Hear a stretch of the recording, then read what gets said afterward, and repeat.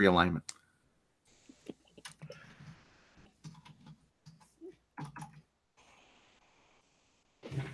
Okay, these headphones are okay. I keep losing. We are live. We are live. Hello, everybody. Welcome to Midnight's Edge After Dark. I'm, of course, your host, Mr. Robb Robot Shlomo. And with me, as always, Mr. Tom Connors. Tom Connors, how are you doing? Excellent. And with us, joining us right now from her new location is Mecha Random 42. How are you, Mecha Random? I'm good. Hopefully my headphones are and my internet's gonna hold up. But yeah, if you don't hear me or if I get really robot-y, just poke me or something. Mecha, was that a joke? Was that Yes. a joke? You know we're supposed to be serious on this podcast, don't you? Yeah. How dare you? Laughing wastes oxygen. I'll have you know. We're not here to laugh, Mecha. We are here to have a very serious discussion about guys in colorful underwear who have fantastic powers. Okay? And guys with pointy ears. Guys with pointy ears. Oh, you think this is funny, don't you? And laser swords. Laser swords. Laser swords are hysterical. Okay, if you don't shape up, I don't know how the rest of this 5.5-hour podcast is going to go. Okay? We're going to be on the air for 16 hours straight.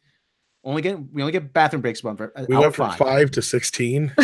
Yes, I'm upping my game. We've gotten a lot of complaints recently that I'm not serious enough, so I'm upping my game. Yeah, so I must be serious, 100% serious now. Okay, Tom. Tom, read the news and do it in a serious manner. You're scaring me. Oh, you're scared. Just how do you think the audience feels? How do they tune in? They hear people laughing and enjoying themselves? I think about 30 people just peed their pants, probably. But Yes, they better pee their pants. You know why? Because this is serious business. Because comic books should make you pee your pants. Haven't you seen Batman versus Superman? Don't you think the crew's peeing their pants? Yes, unfortunately, I saw it too. And you know, we're not nearly serious enough on this podcast. So that's why I have to up my game. We've gotten complaints.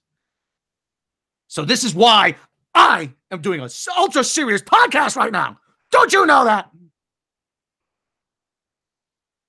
Can we do the funny one instead? I like the funny ones. Okay, you can mention. Let's go in the middle somewhere. How's that sound? Can we find a happy medium, maybe? All right, okay. I'm back, everybody. Okay, we got actually, yeah. CD Horde, I don't like Serious Rob. I don't like him either. Okay, we're back. Okay, after that, Serious Rob makes children cry. Yes, after and elderly ladies. Okay. But that's an example of Serious Rob. Okay, what did I just walk into? But that's an example of Serious Rob. That's what we don't want to go. So just more caffeine, yes. Okay, welcome to the real podcast now. This is the real podcast. I'm Robb Robot Shlomo, Shabby Road Studios. Tom Connors, how you doing? Scared. Yes, you should be scared. And Mecha Random? I'm good. Okay.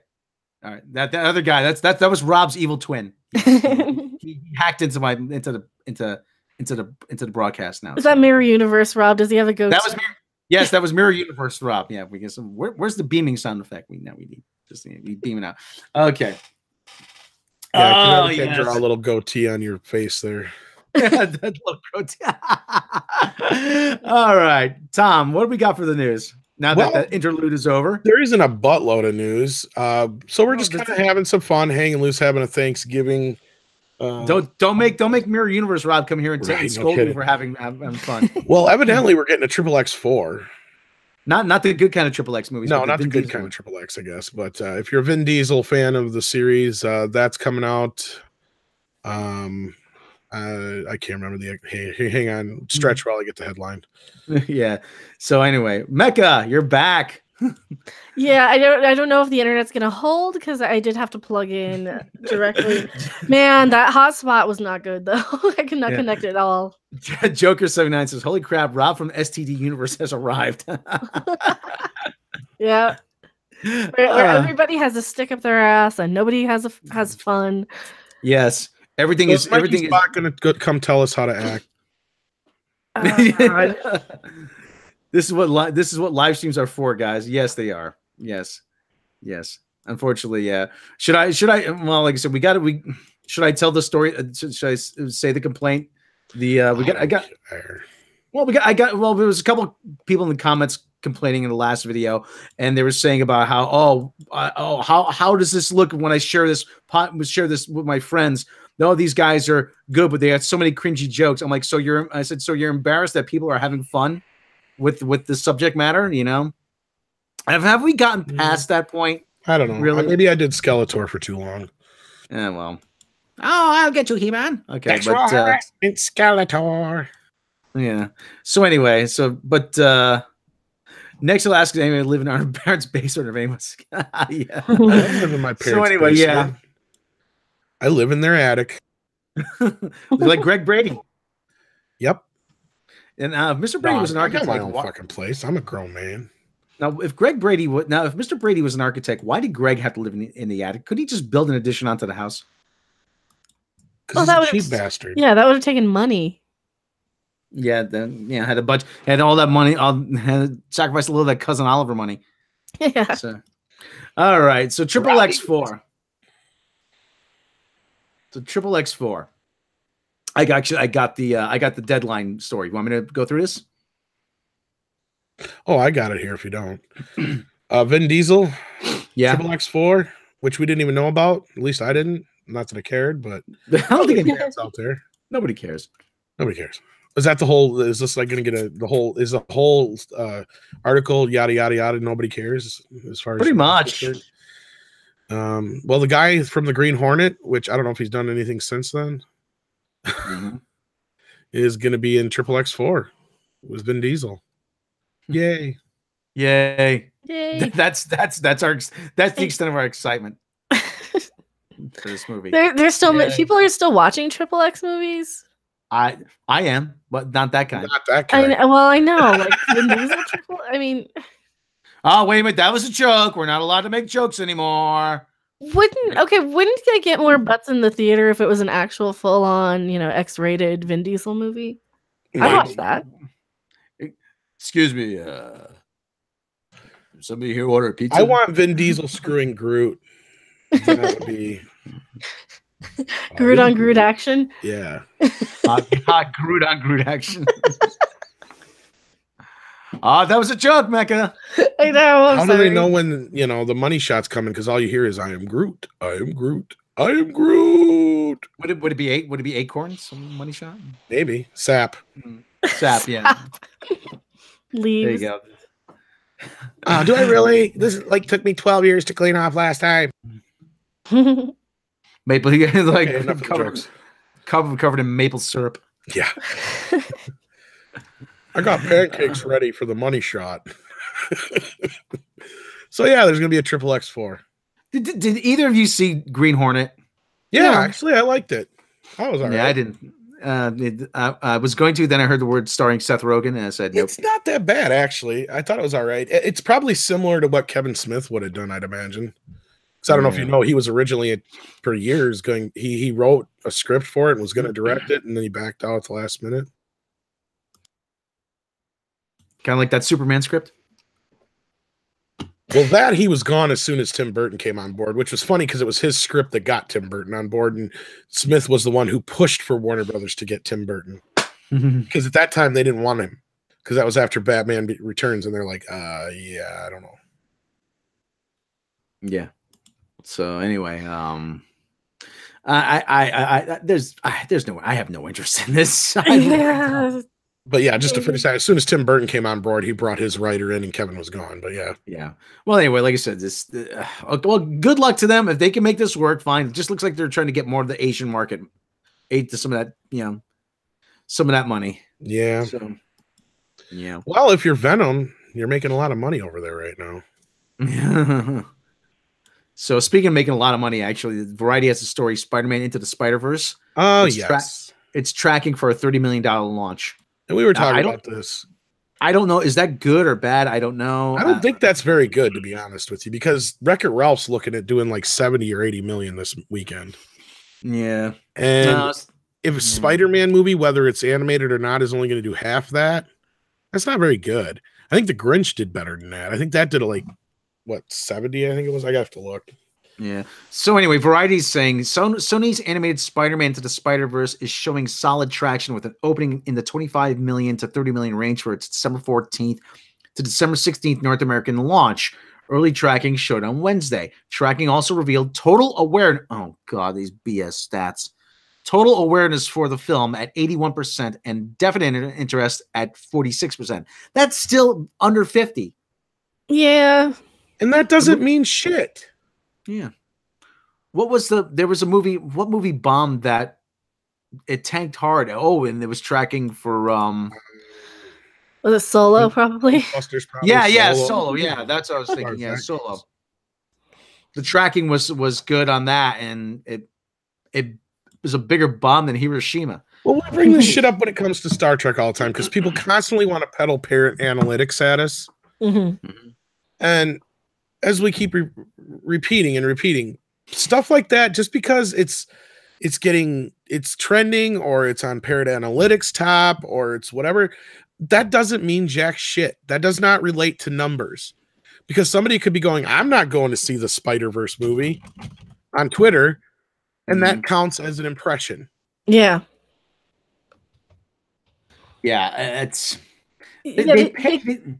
they care more about like how many tweets and retweets. Like that's all they look at. You can just go in and you can do hashtag whatever, and they'll say, "Oh yeah, 160 tweets today," and yeah, that might be all negative though. That might be all people bitching about it.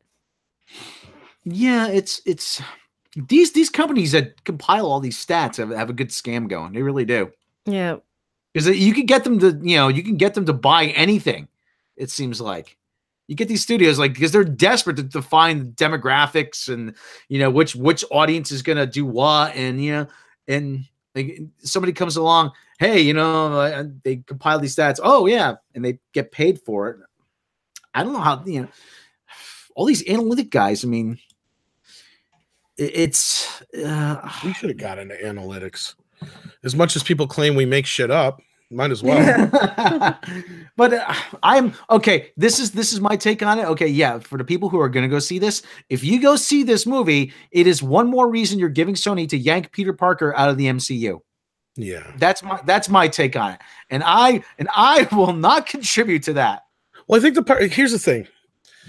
This is just going to add more confusion to the whole Spider-Man situation as it is. And if this is a hit for Sony, that, like you just said, it gives them more of a reason not to either have Peter Parker or pull Peter Parker out of the MCU. Because with Venom being the hit it is, if this is a big hit, then they're going to be like, well, we don't need Disney. Yeah. I hope this movie bombs. I have no interest in it. I hate the jerky looking animation. I hate the audacity of Sony trying to pull this shit when we're in the middle of of a deal between Marvel and Sony right now as it is.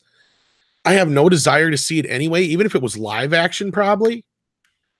Yeah, the kid's so bratty and whiny. I don't want to sit there and movie with this kid. And for them to sit there and say 30, 40 million is good, not if Wreck-It Ralph and all these other movies are doing 10 times better than that, because you should be pulling in not only family numbers, but you should be pulling in comic book numbers. Mm-hmm. And holiday movie numbers too. Yeah, and it should be doing it should open at least 75, 80 million to be a hit, considered a hit. I'm sorry. Yeah, Tickman Balde or Blade or whatever. It says, sadly, the movie's going to do well. It's a cartoon and looks fun. Doing well and being a hit, though, are two different things. Especially for kids. Like I was just saying, yeah, it'll do fine for a kids movie, but will it do okay for a Spider-Man movie? Like, look at the Clone Wars movie that they released for Star Wars back in the day. It didn't do that great in theaters. That was a testament to show that you couldn't just slap Star Wars on something and expect everybody to go see it. They even knew that then if they'd have paid attention. Yeah. You were saying like random. I'm sorry. Oh no, I was just gonna say it looks like they're trying to kind of spin this as it's a bigger deal than it actually is, and for them to make like a cartoon, like an animated Spider-Man movie for the kid demographic, knowing that a lot of these kid-only sort of family movies don't do the same box office as like your mainstream Marvel, like Infinity War, those type of movies, that's fine. But it kind of seems like they're trying to put a spin on it that it's going to be that way. Like it's going to be like the next huge cinematic, like Marvel Cinematic Universe sort of movie. I don't know. It's and of course for me it just looks so much like a video game. It looks like one of those Telltale video games. That's the I think that's kind of the idea. They wanted to make it look like a video game so that kids are into video games, so we got to make it look like that. I hate the herky jerky shit. It looks like when I'm trying to watch something on bad internet and they take down the frame rate. Yeah. But then people, we started hearing about this last year, this movie. Mm-hmm. And they're gonna back actually longer than that because they've been talking about this since they made the Marvel deal. Yeah, this was on the table since then. I got a feeling that it's gonna be like She-Ra, because nobody's gonna want to badmouth this because of Miles Morales is in it. Yeah. You're going to have a whole bunch of people saying, oh, you're just a racist if you don't like it. It's like, no, I just don't want to watch a cartoon of Spider-Man. Sorry. Yeah.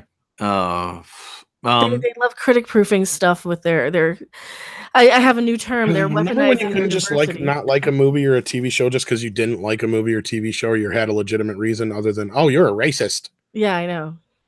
Tom pointing out that people are racist. That's racist. But yeah, it's like I said, they're weaponizing nerd rage, you said? Diversity. They're weaponizing diversity by making it this thing to kind of divide us and to critic proof their movies by saying, oh, if you don't like this movie, you're a racist. It's like, no, I just don't like animated movies. How about that? Right. Well, and they're even trying to lessen the blow here in the opening line. Look at this. Once Christmas Day arrives, movie going explodes until New Year's Day. And without a big 10 quad pick like Star Wars in the marketplace, projections will be tempered this season. So they're even kind of making an excuse for it before it even comes out. Yeah. Well, Deadline, Variety. Oh, and look at this shit. They're trying to compare it to the fucking 2005 or 7 fucking Ninja Turtle movie. How old is that? Mm-hmm. And that had nothing. Oh. Comparing Ninja Turtles to Spider-Man is like, and I'm not trying to put down Ninja Turtles because you guys know I fucking love Ninja Turtles, but that's like trying to compare Pepsi to Jolly Good Cola. Spider-Man is Pepsi. I'm sorry, Spider-Man should be doing a hell of a lot better numbers than 30 million, 40 million. Last time I checked, Spider-Man was a big twat 10 quad pick, as they put it. It was a big twat? Yeah, it's a big twat. God damn it. No. No jokes, Rob. But Spider-Man is the biggest selling, like, anything. I mean, as far as toys and everything, as far as I know, it's the top of the tops. Go to Walmart. Everything. Go to Walmart. Take a look at how much Spider-Man shit there is on the shelves. Well, it outsells everything by billions. Yeah, absolutely. You have the brand recognition with all of those too. Like it should be doing better. I'm just saying, if they're thinking 30-40 is a good, that to me is just hedging your bets that it's not going to do well. I think it should be doing 40 to 50 at least. It should be doing 50 million maybe. I already said if it doesn't open higher than 60, to me that's not good. I don't know how much the movie made, but that doesn't matter. It's Spider-Man. I mean, everything Spider-Man does, even the worst shit Spider-Man has done, has made money. I mean, the only reason Amazing Spider-Man 2 didn't technically make any money is because they spent too much on it. I mean, it still made. I mean, if it would have been, a standard budget, it would have made money. You know what I'm saying? Yeah, they spent like $220 million on it. Or more than that, I think it was on it. But still, point is if they would only spend $80 to $100 million on that movie, then it would have made bank. Because Spider-Man makes money. You can put Spider-Man on just about anything and it'll make money.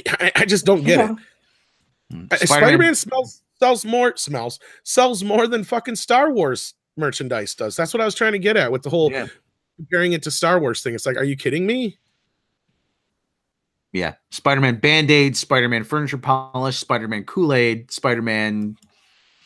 You know what is Hot Wheels? Spider-Man. Someone correct me, but I think it was $7 billion with a B dollars last year for Spider-Man merchandise. I think you're right. That sounds about right. 6 or 7 billion, I think it was. We reported in one of the videos. Yeah, I think that sounds about right. Yeah. Demon's Reflection, Spider-Man PS4 sold 3.3 copies, 3.3 million copies, or 3.3 copies. 3.3 is. I would say 3.3 million, probably. Yeah, his first couple weeks. Yeah, that's big. I got my copy. I got a PS4. I got to get mine yet, but yeah. You were having some fun with that last night, weren't you, Rob? Yeah, let me tell you. Okay, I freaking love. I love video games. Spider-Man. He had Sura Spell Shield, Spider-Man contraceptives, Spider-Man contraceptives. Yeah, spider condoms. There probably is. Well, you see spicy panties. There probably is Spider-Man panties. We know there's underoos. Well, let me. Okay, do you want me to talk about the PS4 since we're out of topics right now? No, that was what I was leading you into, buddy. Yeah. I have the Spider-Man game, but unfortunately I haven't played it yet, and here's why. I unpacked the console. Like, first of all, it's smaller than my PS3, which is actually pretty cool. Okay, I hook it up to the TV. I turn the TV on, and I go through the setup process, and then I go to update the the firmware, the system software, and okay, cool. So I get because I have a PS3, and I put the flash drive in my PC's USB port, download the update, and I go to upload it into the PS4.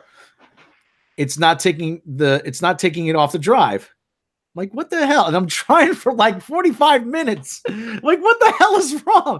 And then so I finally jump on Facebook and said, Tom, let me ask you, you got a PS4.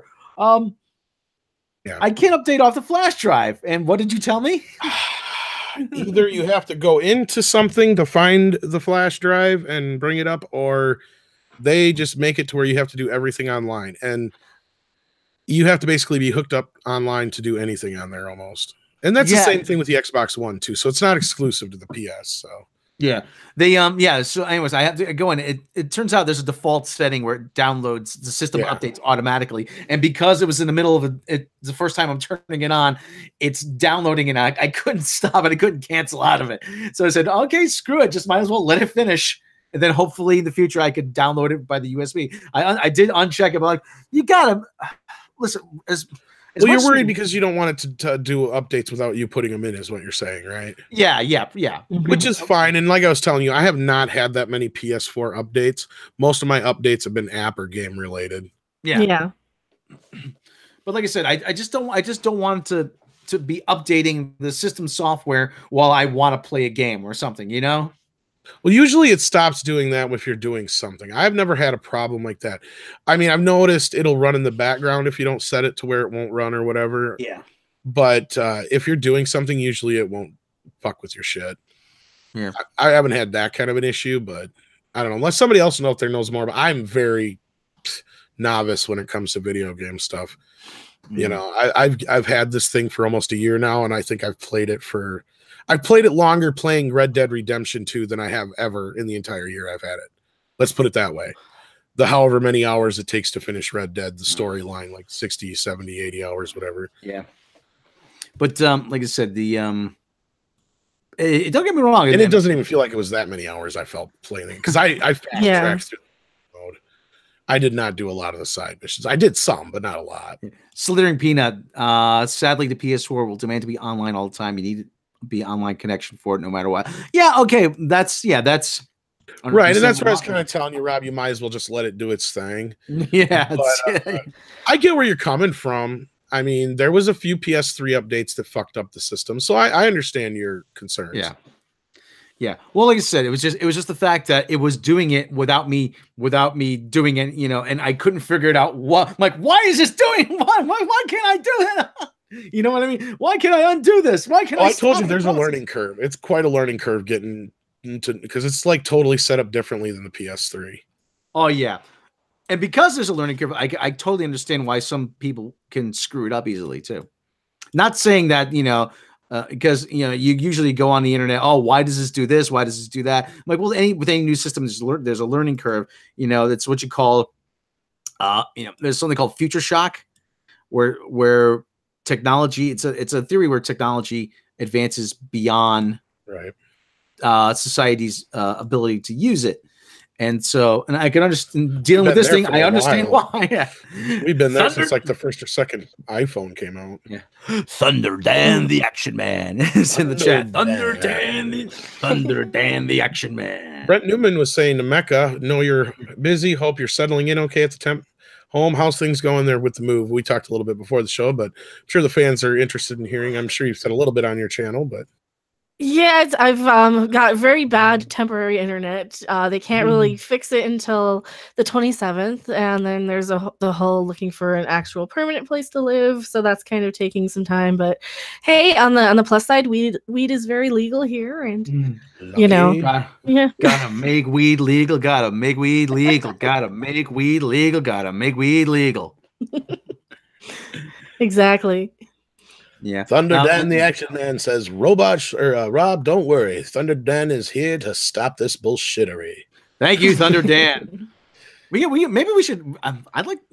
I wonder if Thunder is Thunder Dan the Action Man someone we know? I mean, is that a familiar name? I just actually, to be honest with you, I don't even know if he's been in that long of a listener.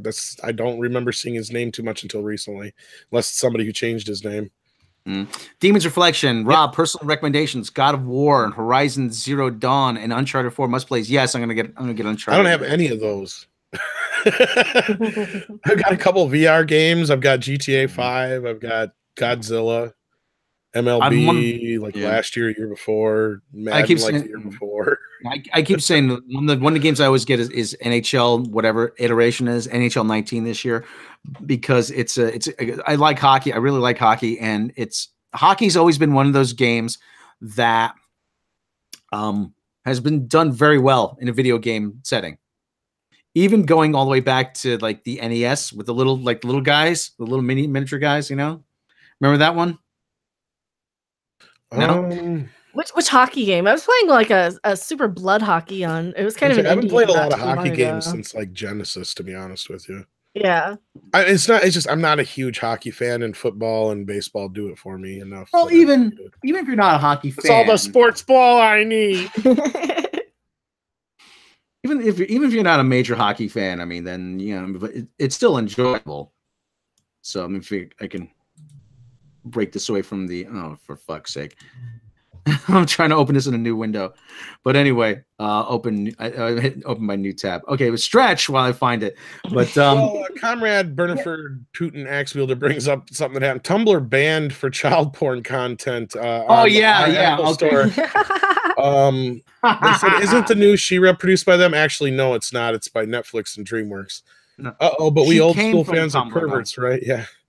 Oh, did she was a Tumblr. Noelle Stevenson was a Tumblr artist. Oh, gotcha. But let me just for the what's funny is we get every time we bring up She-Ra and we bring up the whole LGBT agenda thing, people keep saying there is no LGBT agenda in She-Ra. It's like, then tell the fucking news outlets that, because every single day I see at least 3 articles about it. Yep. That's okay. Sue especially are really bad about that. Tumblr's dirty little secret is that there's a lot of porn on there. Then there's all the art stuff, there's all the Tumblrinas, the artists, but there is a lot of pornography on Tumblr. And I would trust you on that, Rob. You are an authority. Yes, I only go for not the conventional porn, but what is conventional porn? There is no conventional porn. That's why we're looking at it. But I only go for the you should start a porn review channel. Barbadare, Gingerland, that kind of stuff. But there are classics. The classics. There are seedier. There is a seedier side of Tumblr, and now that it's been exposed, like and said, the Clownfish TV actually they have a good. I love the double entendre there. What? It's being exposed. Oh, I just got that. Yeah, but Tumblr actually, it's a Clownfish TV. Go check out their video. It's in the recommendations here up next, in our thing down here. But yeah, Tumblr is a cesspool, really, in more ways than one. But anyway, I'm going to screen share this, but this is the hockey game. Not to get back to this. I thought you were going to share porn for a minute. Damn it. I'm not get demonetized anyway. Fuck it. Yeah. So that's the hockey game, actually. That one. Yeah, that looks a lot like the Super Blood Hockey that I've been playing a little bit here and there on Steam. It's a new game, but you can like dial up the blood levels. It's absolutely amazing. Oh, okay, yeah. But actually, there's one Bush Blades Hockey of Steel. League. I think was one of the last ones I remember playing, besides an actual NHL game, maybe. But this one was fun, and it had special codes where you could do the puck just ricochets around the thing, you know. And this one was actually a lot of fun. But my brothers used to cheat on it all the time. They'd have all like the big fat guys who would just knock everybody over. But I'd go for like the smaller guys who were faster and skate around them. So that's what I would do. Rob, Billy Woodward says you should reconsider retitling yourself Robot Shlomo the Master Mofo. The Master Mofo. I like that. I like that. The Master Mofo. See, this is why.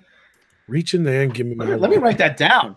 It's one that says bad motherfucker on it. The Master Mofo. I like that. I like that. Robot Shlomo. I'm writing this down. This is why I keep a pen. You're gonna be a rap artist one of these days. Robot the internet Shlomo. Was built on porn and salt, huh? Says Sebastian. And he's gonna be rapping about like 1980s and 70s porn. The Master Mofo. Okay, got it. Like a pimp outfit. Got it. This is Robot Shlomo, the Master Mofo. Know what I'm saying? Yes. Yo, I got all the dopest jams for you. I know exactly what you're saying. Actually, I did start watching the Deep Throat, actually. How the Fruity Master Bastard. That's actually really good. The Master Mofo. Robot Shlomo, the Master Mofo. I love that. I love that. Oh, okay. TM. This is TM. And it's a wonderful day to do what? Push a button, TM. That's right. Okay. But anyway, what we were talking about, Tumblr. We were talking about Tumblr. We were talking about Tumblr. We were talking about all kinds of stuff. Rob the Knob. Yes, Rob the Knob. Now that we're actually getting some viewers in here, we're just talking bullshit, you know. My other brother actually calls me R Train. So R Train, what's going on? That's why I have the little R Train symbol for New York Subway on my YouTube channel. Gotcha. But anyway, Sebastian Simonson says so. We have Mecha Harpy and Master Mofo. What's next? Yeah, you guys probably missed. Somebody called me a YouTube Harpy, and I kind of have taken that and stuff. People used to call me Tom the Bomb, but that was before bomb meant something good. It was because I was fat. Yeah, but anyway, we were talking about. You were supposed to go story. You guys are jerks. You're not fat. You're big boned. I'm not fat. I'm big boned. That's right, Ryan Johnson. See, now this is the stuff we get. See, now this is the stuff that alienates our listeners. And if you're that's totally ripped. Yeah, Paul Sharp says I prefer the bondage related stuff on Tumblr. Is a harpy good or bad? Well, technically, it's supposed to be bad. Yeah, it was somebody who got into it. I got into it with some people from Star Trek Discovery fans who decided, oh my God, you're such a YouTube heart, and they went out of their way and tried to flag my Twitter account. He posted on his Facebook page all this stuff. This guy, he posted on Twitter, yes, let's get her and let's false flag her and all this other shit. And they're like, and then I think somebody else is like, oh yes, I've seen this YouTube harpy before. I like that goddamn heartlet. Queen of the Harpies. Queen of the Harpies. Queen of the Harpies. Queen of the Harpies. Yeah, if I'm not mistaken, harpy is like an old English word that comes from someone who would harp upon you or harp on you. If I'm not mistaken, I could be wrong, but it's like a wing. It's like the winged demons and God. Oh, is it? Okay, well then that's probably where Greek mythology. Yeah. Ah, okay. Thank you. Yeah, so I like it. I took it. I'm like, I'm like, yeah. So I'm your favorite YouTube harpy. Gotcha. My See, I learn something new every day. Yeah. Harpies. Matt Guy says harpy's better than herpy. Yeah. Yes. Well, what if that harpy gave you herpes? Yeah. Oh, Harpies don't have herpes. Harpies just how do you know? your souls. I don't know. Well, if they're demons, they probably can't catch them. So anyway, so Mecha, did you watch any more? Half human, half bird, according to Sarah Ramos. Speaking of harpies, though, I mean, Mecha, did you watch any more? Now you're not a She-Ra, robot or- anymore. You're I would be a mechanical harpy, absolutely. There you go. Okay, now Rob, what were you asking? I'm sorry. I was gonna ask her if she watched any more She-Ra. Oh God, no. That was terrible. I can only make 2 episodes. That was god awful.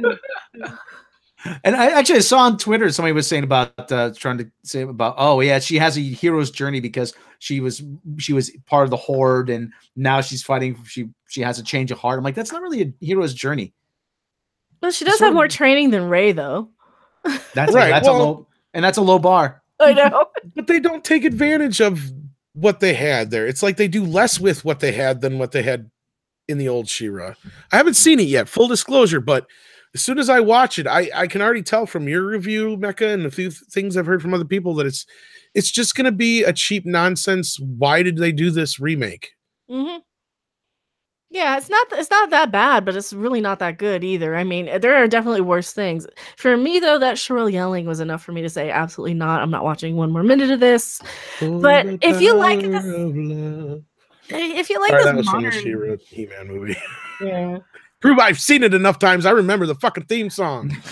One of the things though I keep hearing though says, "Oh, you're just a pervert. You want to look at cartoon women." I'm like, "Women? Yeah. You want to look at a 15-year-old girl, cartoon girl?" I'm like, no, geez. I just like the episodes of She-Ra in the movie where He-Man showed up.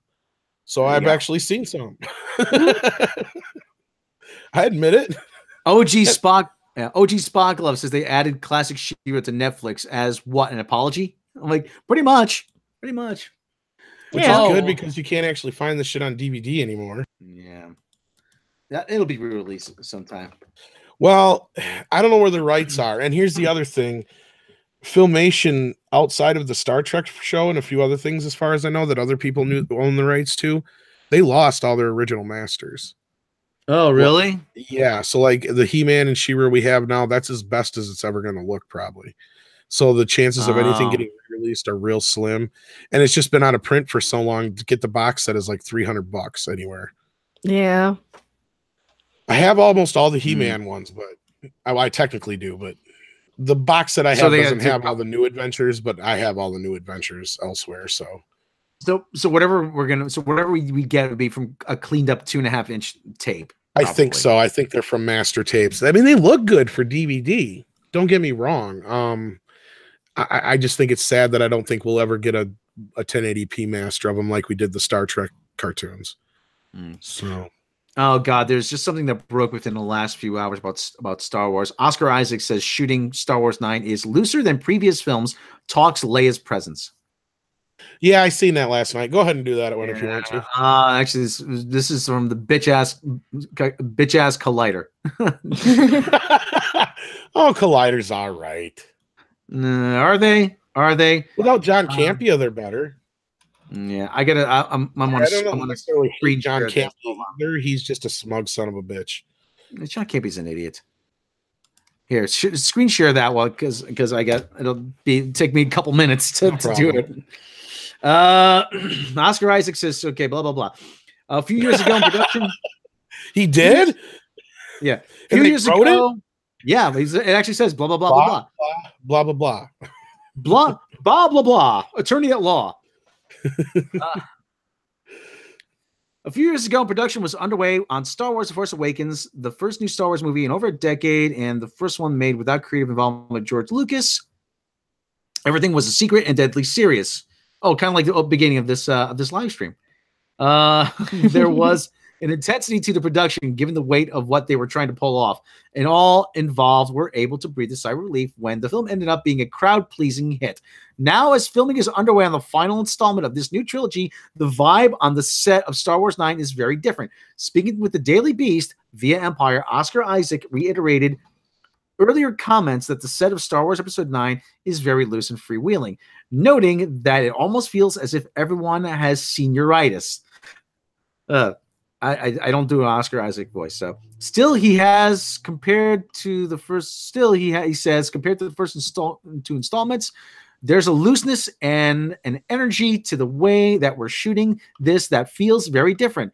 It's been really fun being back with JJ, with all of us working in a really close way. I just feel like there's an element of almost senioritis, you know? He laughs. Since everything just feels way looser and people aren't taking it as quite as seriously, but still just having a lot of fun. I think that energy is gonna translate to a really good movie. Oh, you poor deluded bastard. You poor deluded. Unless Christopher Guest is involved, I'm not. Improvision doesn't usually work. Yeah. But there's one major aspect of Episode 9 that's quite serious, and that's the character of Leia. Sadly, actress Carrie Fisher passed before she could complete her work on this trilogy, but director J.J. Abrams announced that the character would, in fact, be returning for Episode 9, or Episode X, as I call it, via some unused footage. X. X. So, from The Force Awakens, Isaac spoke a bit about Fisher's absence and how the film deals with Leia. The story deals with that quite a bit. He says it's a strange thing to be on the set and speaking of Leia and having Carrie not be around. There's definitely some pain in that. It deals with the amazing character that Carrie created in a really beautiful way. Okay, it says it'll be interesting to see how Fisher's presence or absence is dealt with in this film.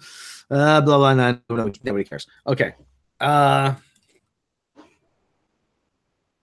don't care. I don't give a fuck. I really don't. Just go release it, be done with it, so I don't have to think about it anymore. So we don't have to keep covering this shit.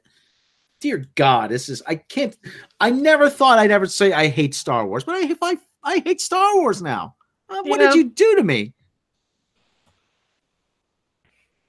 They made you a bitter old man, just like old man Luke. Don't you get it? He was to signify what the fandom has become. Yeah. Get off my lawn. I hate my Star Wars. Isn't that what Rian Johnson really wanted? Yeah. Yeah, kill. What was it? Kill the past, or let the past die. Kill it if you have to. Well, let the past die. Kill it if you have to. Yeah. Yeah. How's that working out for you?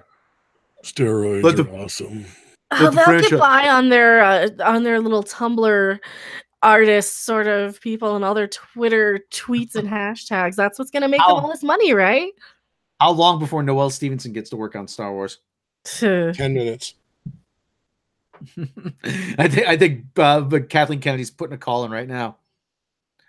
I know, man. This will really piss everybody off.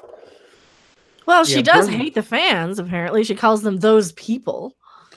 Those people.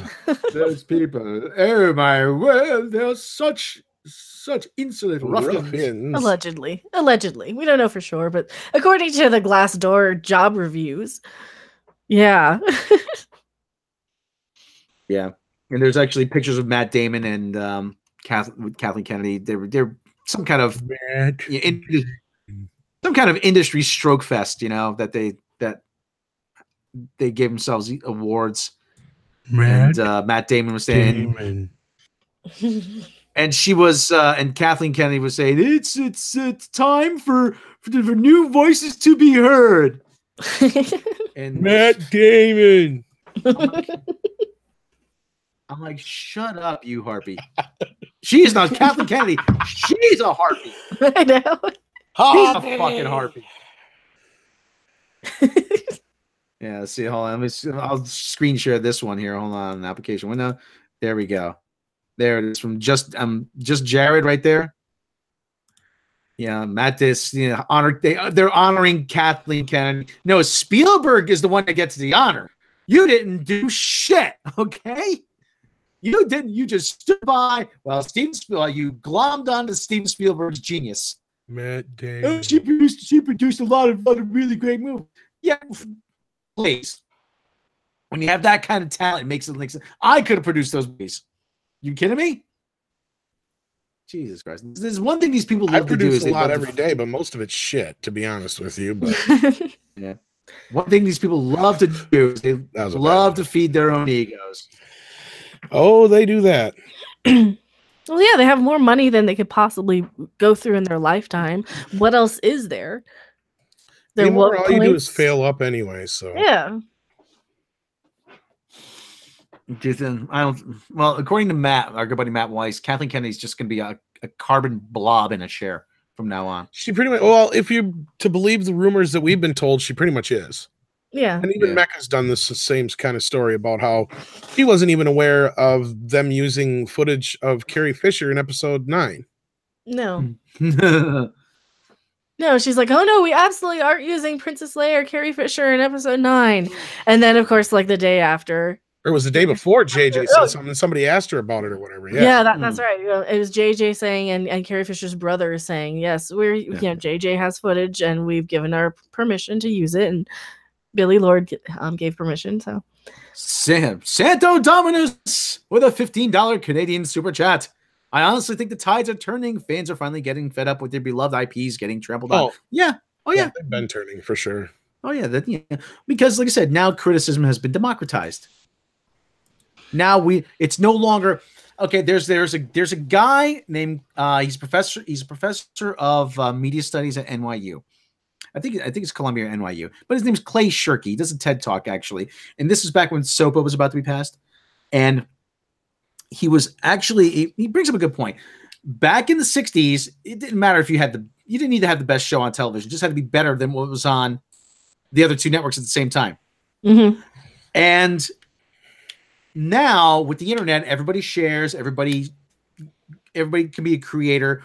They want us back on the couch being passive. And no, we're not going to do that. The genie is out of the bottle. Patrick Olinger has a very good question here. Sure. Rob and Tom, and I'm assuming Mecha, of course. What if Steven Spielberg directed Star Wars? What would it be like? It would be like The Force Awakens. Probably. Abrams is almost like such a Spielberg 2.0. And he directed one scene in Star Wars already. I bet you didn't know. Which one? A Star Wars Episode 3. He directed the scene between Yoda and Palpatine. And I want to believe he directed more of the opening part of the fight than the latter part, but because the latter part's just a clusterfuck. And I'll be honest, I hate the Yoda fight with Palpatine after it begins. The first part's cool, and then it goes to shit once they get to the throne room or the whatchamacallit room, council room or whatever, with all the when he starts throwing those the chair. That gets stupid. And I'm sorry, Yoda should have been kicking his ass the whole time until Palpatine cheated and won. Because the way it's presented, that the dark side is way more powerful than the light. Yeah. I just think they were unprepared to deal with the dark side. That's part of it. No, because Yoda comes in there like a bad motherfucker. Mm-hmm. He's like, all right, shit's up. Now you're going to have to deal with the big guy. And he's like, not if I have anything to say about this shit. I'm here to fuck shit up, man. And he started kicking ass. Not on my watch. Yeah, basically. And then all of a sudden, dude starts throwing shit at him and he turns into this little baby who runs away. It's like, no, Yoda should have been holding his own until motherfucker, sucker punched him or something, basically. You know what I'm saying? To where it's like, oh, you dirty bastard. And then and it should have been Palpatine should have been the one who was escaping and getting away, because that's what bad guys do, not good guys. Yeah, they run. Sorry. That scene for me really bothers me. So I hope if Spielberg had anything to do with anything, it was the part where he walks in, knocks those fucking guards out, and Yoda starts talking shit.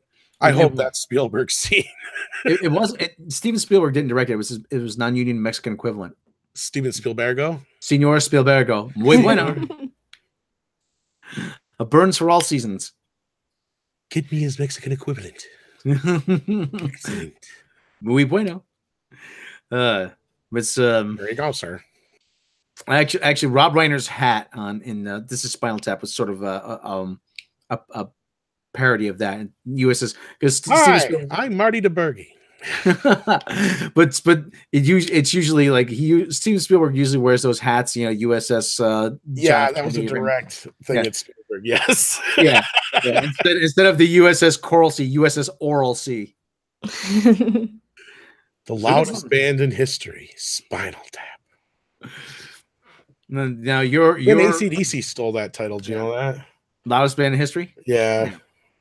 Now, last time Tap was on tour, you were playing 15,000 seat arenas, 12,000 seat arenas. Now you're playing 1,200 seat arenas, 1,500 seat arenas. Do you think the popularity of the band is beginning to wane? No, I think it's becoming more selective. Yeah. Well, now we have time to do that musical we've always been talking about. Oh, yes. The one about Jack the Ripper. What was it called again? Saucy Jack. Jack, yes. You're a naughty one. Saucy Jack. You're a totty one. Saucy Jack. I want to see that fucking musical. Oh, speaking of musicals, because we talked about it the other day, Mecha, or like last week. Cannibal the Musical is actually on YouTube for free, legitimately for trial. Nice. Oh, really? Yeah, like legitly. Yeah. Awesome. So check it out if you get a chance. I'm sure we'll get the link somewhere. Yeah, MEAD, Natasha Cloutier. MEAD, the Christmas album. Yeah. I'm because Silent Night. Holy Night. There was one of the funniest Christmas SNL sketches. You don't see it anymore. Gumby Christmas, Merry Christmas, damn it. Gumby, damn it. Yeah, Sammy Davis Jr. couldn't be here, but he sent an ornament for the tree. It was an eyeball. You know what's even better? Or it's like almost in a retro kind of fucked up funny way, and I totally forgot all about it. I'm a Gumby fan. If anybody's seen on video, I do have Gumby shit around. I just got the 80s Gumby set, the volume 1 in or whatever. In that, he dresses up like Eddie Murphy and has fucking Eddie Murphy's face on it. Oh. Get it? Like, I'm like, oh shit, that's fucking hilarious. Oh, man. I guess Clokey loved Eddie Murphy's Gumby. I guess he just loved it. Clokey, the guy who made Gumby. Yeah. You know what to do, Pokey. Shut up. Oh, Gumby, all this gish. But and all Gumby is just his old Yiddish stereotype voice too. Here they come. The sirens, here they come. They're coming for me. Yeah, and Sebastian Simonson, let's build a Coke snowman. No, we don't advocate hard drugs on this podcast. Or do we? No, we don't advocate hard drugs. No, only Scotty and Marie Osmond, would you kids get a room? But and they had Piscopo as Frank Sinatra. Frank Sinatra. That's the one, right? With Donnie and Marie where they're like making out and shit. Yeah. God. All right. It's Christmas. All right, it's Christmas. A silent night. Oh, all is calm. All is right round that virgin chick.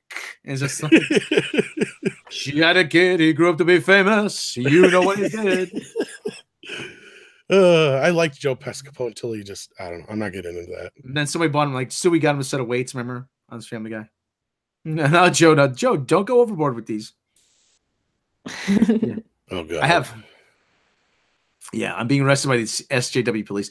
Actually, here's a good story about Joe Piscopo. There's a comedy club opening up in town, and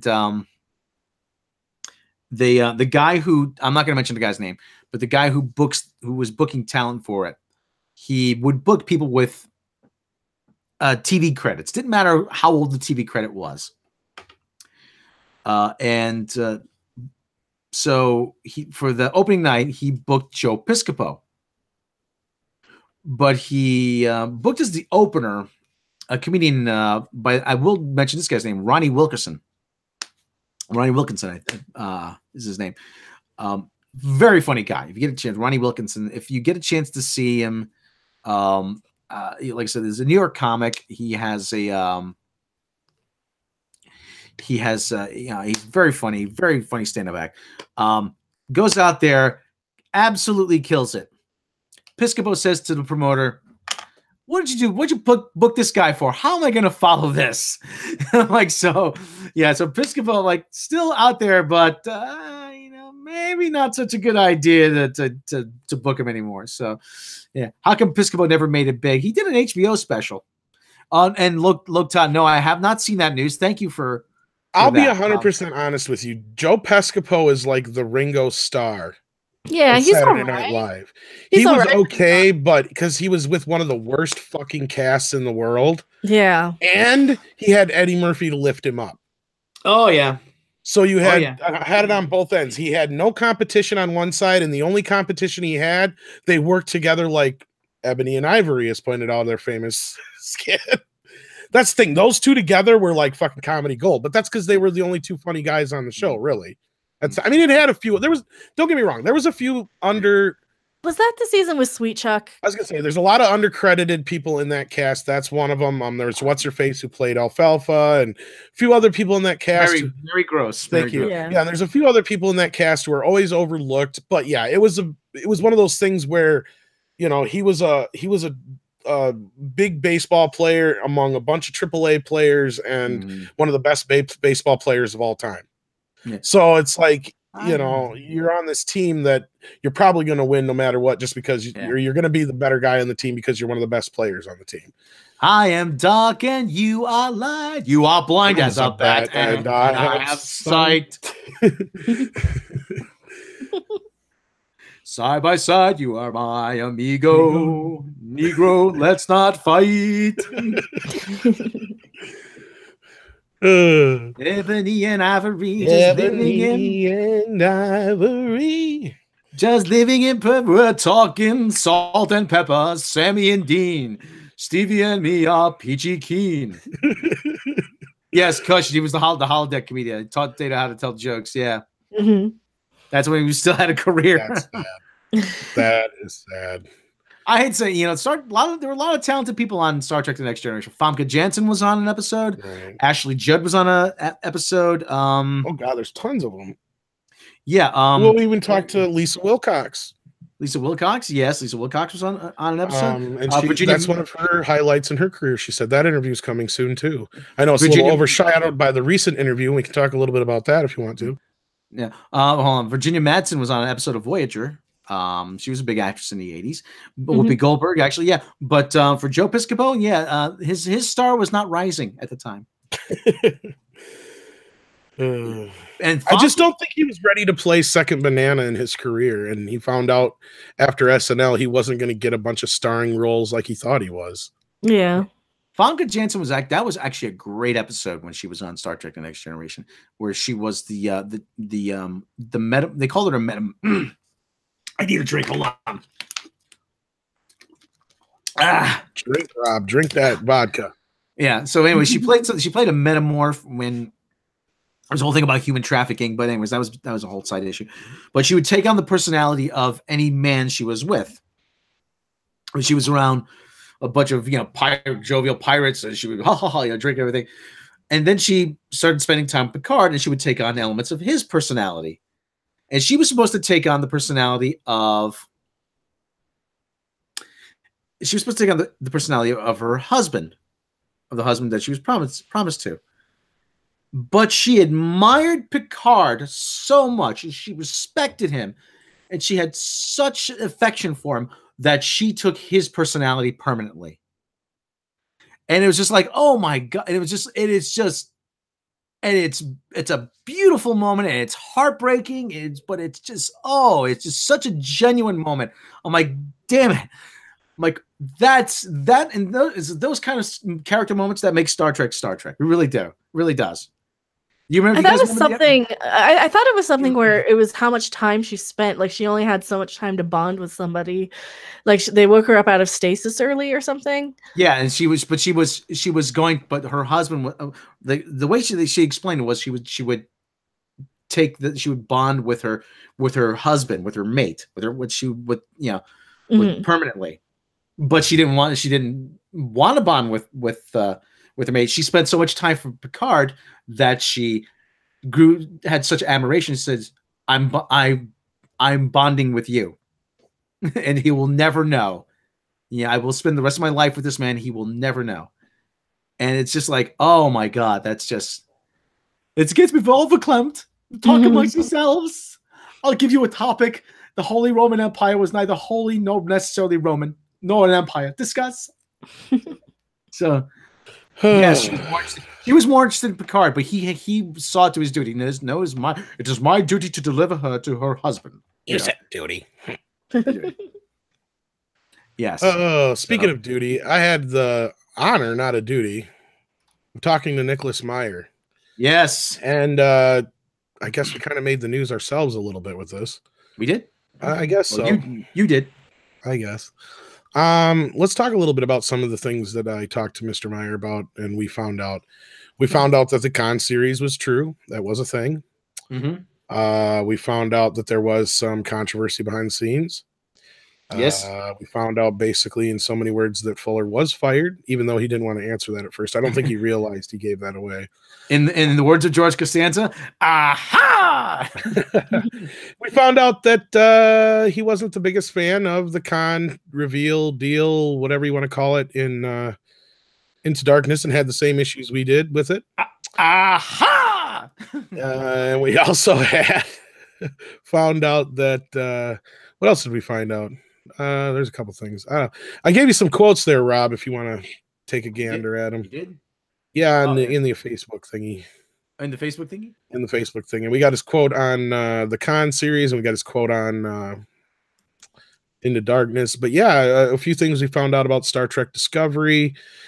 I don't know how much he was really involved. It didn't sound like he was all that involved with it. I know you guys listened to the conversation. What did you guys take away from it?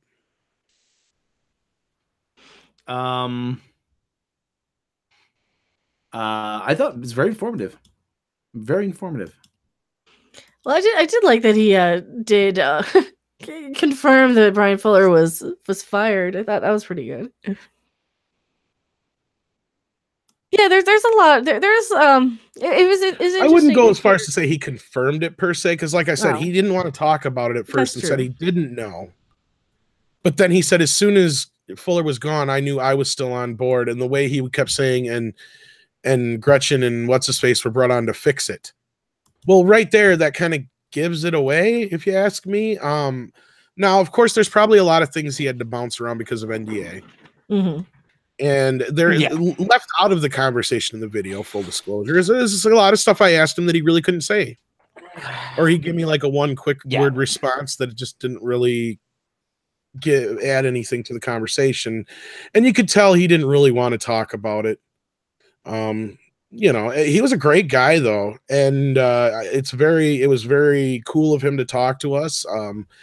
I don't think he was very aware of who we were necessarily, although some people in our circle think he was, which might, but I don't want to, like, you know, one way or the other. I don't want to dwell on that and think one way or the other on that, because I just want to believe that the guy was genuine and gave us a great interview. And no, he did not make any requests of us. No, we're not all of a sudden going to be a pro Star Trek Discovery channel, because he's not coming back for season 2. That's one thing he did sound not too happy about, is that he hasn't been asked back yet, and they have not made a call back to him about the con series at all. So yeah, anyway, what else did you come away from the conversation, Mecha? Well, Terry Light actually in chat here says it's kind of sad to hear that he doesn't pay much attention to the fans. I didn't really see that as being sad, as more of he's writing it to appeal to appeal to people. When he writes, he seems to me like what he was trying to get across was he's writing to appeal to people who might not necessarily be Star Trek fans. He wants to make it a little more story and like cohesive. And I know there was one part where he was saying, he wrote something to kind of say, how would my father watch this? Yeah, he's he wouldn't know where the fuck he's at.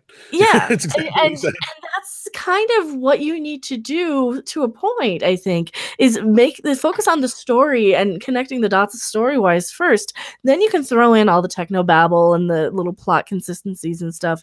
You can absolutely do that if you're a talented enough writer. And one of the problems that I find with Discovery, we don't have the talent behind it who can do that.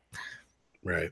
Well, and I think I've heard Nick say before in other interviews, not mine, was like he assumed that the cast knew their characters well enough that if they would let him know if something wasn't right. And he even writes in his book how he's taken, there was like a line, I can't remember, in Time After Time, that changed because a gaff guy or a lighting guy came down and said, you know what?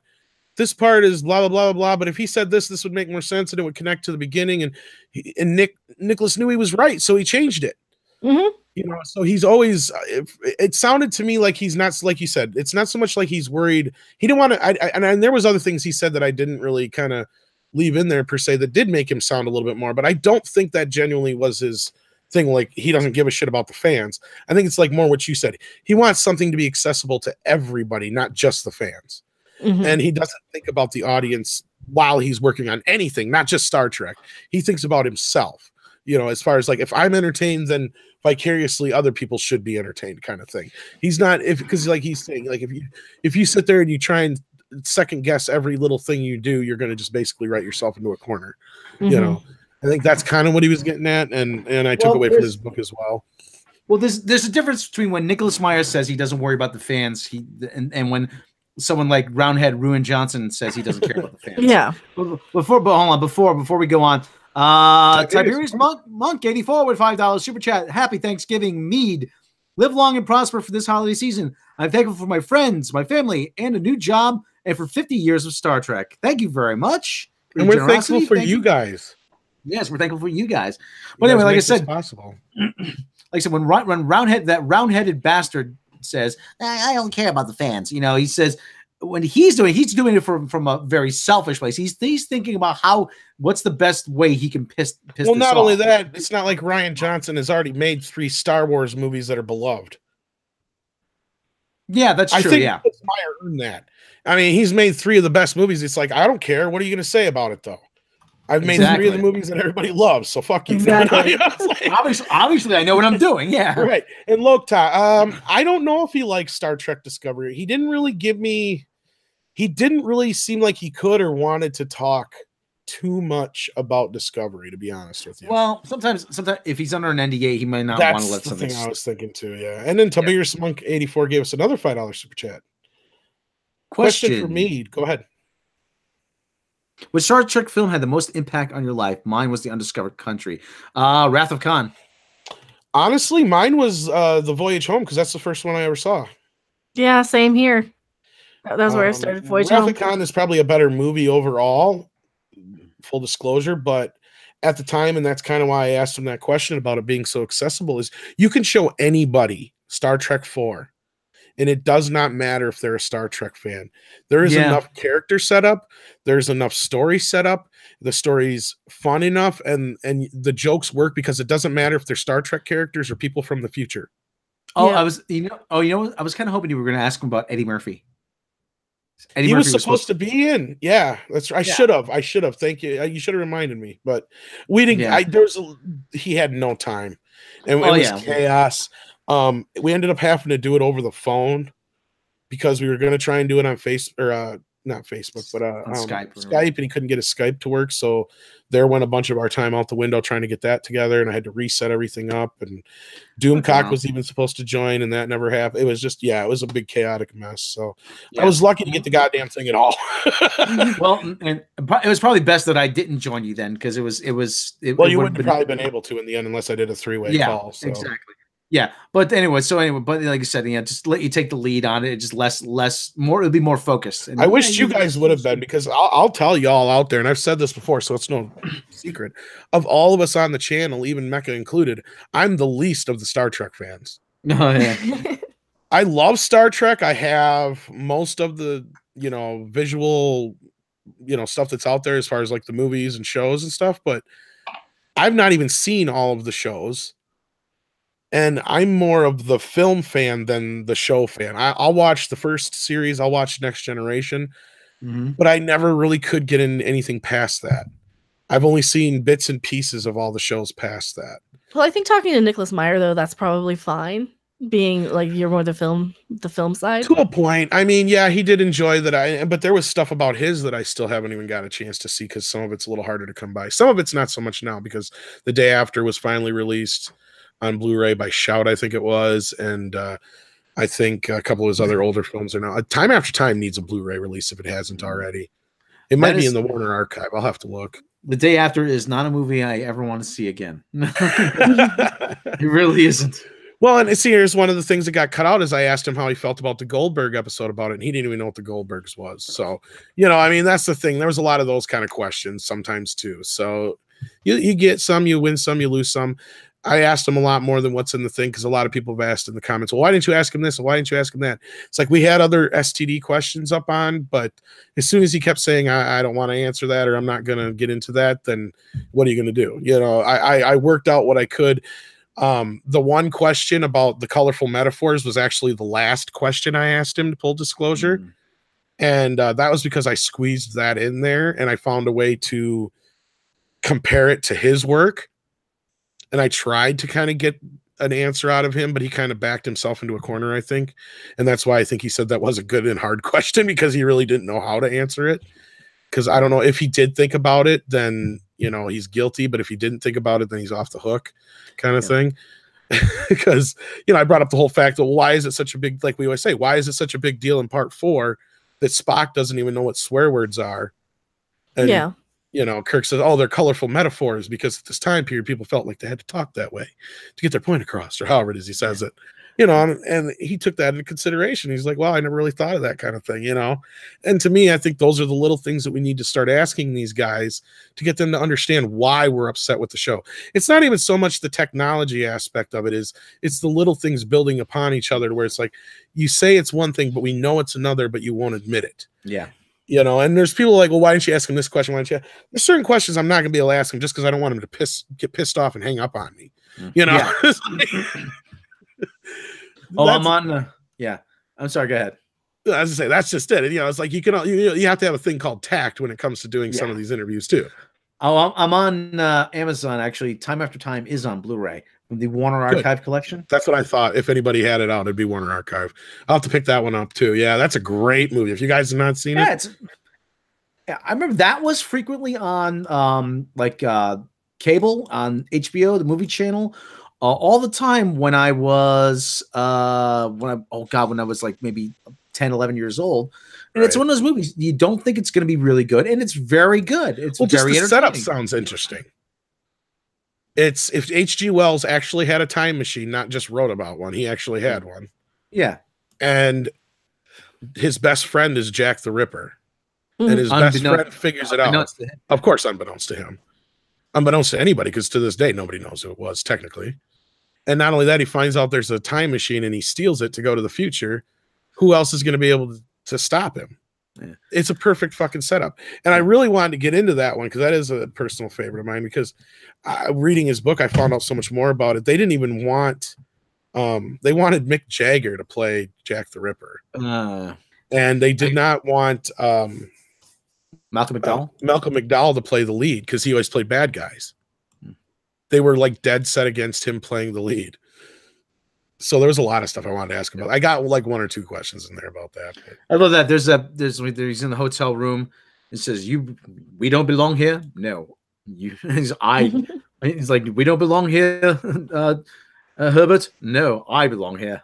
He's just like, the world is such a more messed up place than he could ever envision. He's normal. Yeah. That's a really good like moment. Yeah. Tiberius Monk again. Yes. Thank you for the $5 super chat.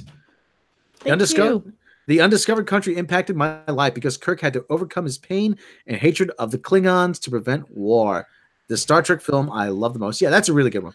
Well, I think Myers was trying to kind of comment. Yeah, he was trying to comment on what he kind of felt that he started with the day after. He felt that played a part kind of in helping end the Cold War. Now, this movie was kind of how he saw it go down because it does kind of really reflect what happened at that time period between Reagan and Gorbachev and all that shit. I remember immediately after the day after aired on ABC, they had a special like Nightline or a special ABC. They reassured everybody, look outside, the world is still there. Everything is nothing has happened. But we need to talk. But there was like, we need to discuss what we just saw.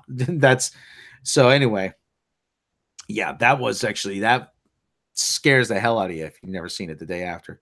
So because there have been a few times in history where it nearly became a reality. And there's actually a line that said, He said if Einstein said if World War III were fought with nuclear weapons, World War IV would be fought with sticks and stones. And actually, that line made it into the movie. I remember. Yeah. So anyway, yeah, Quagmire's Jack the Ripper. Yeah. Oh, pardon me, lady. My lady has. What have I done? What have I done? Oh, they call me Jack. Giggity, giggity, giggity, giggity, giggity. 25% different crapper. Yeah, equals crapper. Yeah. We were talking about that. Right. And there's some, and just to kind of finish up on Nick Meyer, there were some of the questions people wanted me to ask. And it's like, well, we already have confirmation on that stuff. So why should I ask him that? Why risk pissing him off to ask him something we already know? That's what the 25% thing reminded me, because somebody asked me about. We already know because Shatner gave us that. Yes, and the stuff that Mecha found and all that other stuff. Yeah. Yes, I gave you that information quite a while ago. Yeah, they had that like right out in conventions, like in that convention in Birmingham in the UK a couple months ago. They have it like right there on a whiteboard image that they showed the entire crowd that, oh yeah, that's to compensate for the 25% change. Mm-hmm. I always want their production stuff, their images. Yeah, I keep thinking to myself, Tom, you have the Shatner album? Yeah, somewheres. I keep not thinking a physical one, but I wish Shatner would do another album, just because I want to hear him sing that James Blunt song. He goes, "My life is perfect. My life is pure. I saw you on a subway. You were with another man. You're beautiful. It's true." He takes out the treble. "I saw your face in another place." And it's just, I don't know the rest of the words, but that's the only way that song can ever be covered. Beautiful. It's true. You're beautiful. It's true. Just remember, not okay. There's a lot of brave men and women serving the British Army, but James Blunt was a captain in the British Army. I'm like, really? How does I don't see it. Okay. Southern Peanut, I gotta go, gotta do things. I'm out. See, thank you very much. Robert this Thanksgiving, yes. Shatner just put out a country album. Oh boy, that'll be something. Oh boy. I know he put out a Christmas album recently. The devil went down to Georgia to find a soul to steal. He was because he was behind. He was willing to make a deal. I fell into a burning ring of fire. Ouch, you burned. That's funny. So I know. Well, we got anything else to cover here? We can just fuck around for a few minutes, and then 5 o'clock we've got the goddesses of gore horror. Ooh, coming up. Spooky. Spooky. So anyway, so how did the kitties do on the move there, Mecha? They did okay. They're not getting along the greatest with my mom's cat, but they're actually okay. I saw the thing from the Iowa 80 truck stop. That was actually yeah. I uploaded that after the fact. A couple of people are saying BBC's Threads, the movie Threads, was actually even worse. But there was actually an episode of the old Spider-Man animated series from the 60s where he gets frozen, and obviously the radioactive spider blood keeps him alive while he's in the freezer. He gets let out, and society has collapsed and everything's in ruins. A guy's got a football helmet on, like speaking like a caveman. And it's just like, that's what I'm kind of, and I don't remember how it ends, but that's all I remember. Spider-Man post-apocalyptic episode. Demon Reflection brings up a good point, and this is something Robb's used as an example before. The Beatles lost 25%. So did Queen, Led Zeppelin, and the Ghostbusters. Yes, they've all lost 25% of their crew. And Robb used a meme of Abbey Road to try and send that home to people. Like, what does 25% difference really mean? Yeah. Well, look at the whole point of when the Beatles did the anthology and then did those 2 songs that were new Beatles songs. They were only really Beatles songs. Why? Because they used John's old tracks to create new songs. So that's not even quite 100% the Beatles, but it's the closest you're going to fucking get. Yeah. Because they even knew without John, they're not the Beatles. No. That shows what 25% can do to you. Yeah, George even said we always agreed it would be the four of us. We were never going to kick somebody out and have Roger Waters come in. That would have been different. That would have been cool though, because Roger Waters is. I think they talked about Eric Clapton for. They were worried. Wasn't that what George Harrison was worried about, or not George Harrison, but one of them was worried about. They kept bringing Eric Clapton into the thing, so somebody was worried they was going to replace somebody. Yeah, yeah. Eric Clapton was going to muscle in on that game. Yeah, yeah. But no, it's a good point to show you how big of a difference 25% can make. Mm-hmm. Yeah, and let's see if this is a old Marvel series, Hopeful Heroes, Marvel Heroes. I'm trying to find the episode of Spider-Man. Captain April, they've actually lost more than that if you don't count Stu, even because they lost George now too. But point being, it's just if you don't have 25% of something, then don't do it. It's funny because I was just reading that article the other day too about the whole thing that we were just talking about. I can't remember the name of the guy who basically confirmed it, besides Shatner and everything else. So, yeah. I found an image from that. Actually, there was a Spidey on the Screen, 1967. The episode's called Cold Storage of that 1967 episode of Spider-Man. Where he gets, puts him in a deep freeze. Spidey wakes up to find out he's been in a deep freeze for 1,000 years and emerges in a post-apocalyptic New York filled with wild animals and cavemen. This makes for an interesting plot at the very least, and the backgrounds of this dystopian future are really great and give off the air of a Twilight Zone episode. Time enough at last. The cavemen themselves look quite cool as complete with various 20th century paraphernalia, such as a football helmet and a watch and a chain. A few of them ride in a horse-drawn sports car. Like I say, the plot's interesting. It's just a shame the show really doesn't fit with Spider-Man. So, okay. So, it was Cold Storage is the name of the episode. So if you're looking for that episode of Spider-Man, like I said, it's pretty interesting. It's one of those ones. It's one of those episodes that you think exists, but you're not really sure. Yeah. So anyway. So anyway, what are everybody's plans for Thanksgiving?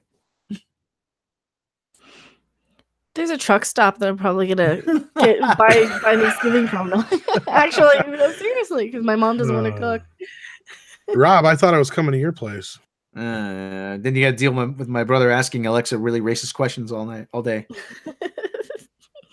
I would probably your brother and I would really get into it. Probably, I bet. Nathan Norman. It's the 1967 animated series Spider-Man. That's the. Yeah, there's actually a bar in town. They actually said last night because I played trivia on Tuesday. He said if you don't have anywhere to go, if you don't have anything to do, come down here. We'll have complimentary food, and you still have to pay for drinks, but we'll have food. The food is on us, and and like I say, if you don't have anywhere to go or you can't go home for the holiday, you can always come here. So that was actually pretty cool. No Thanksgiving, Demon's Reflection, no Thanksgiving in Ireland. Just going to try to avoid going insane from the work-related stress. Yeah, for you, it's just Thursday.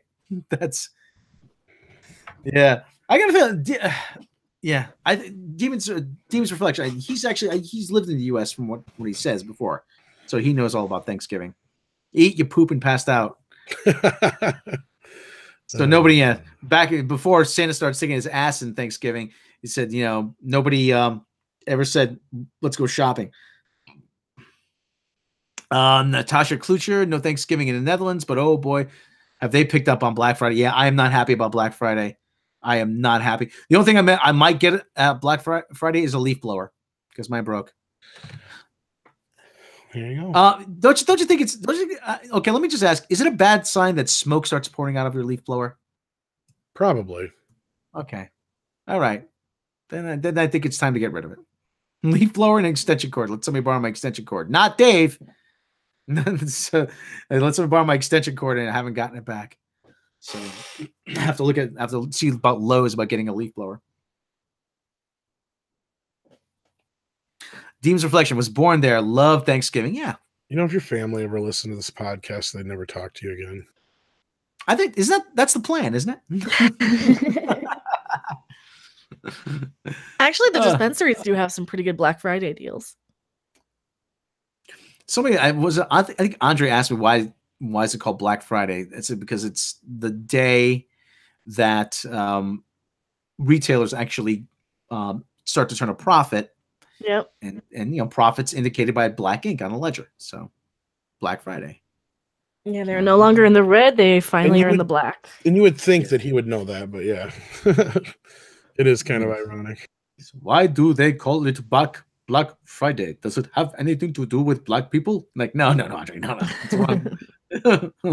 He did not ask it like that. No, sure he did. Why not? Well, he's not listening. Version of the story. He's not listening. So, well, I tried to see if he could get on the show with us today, but Nathan Norman, Black Friday is the day new slaves were sold.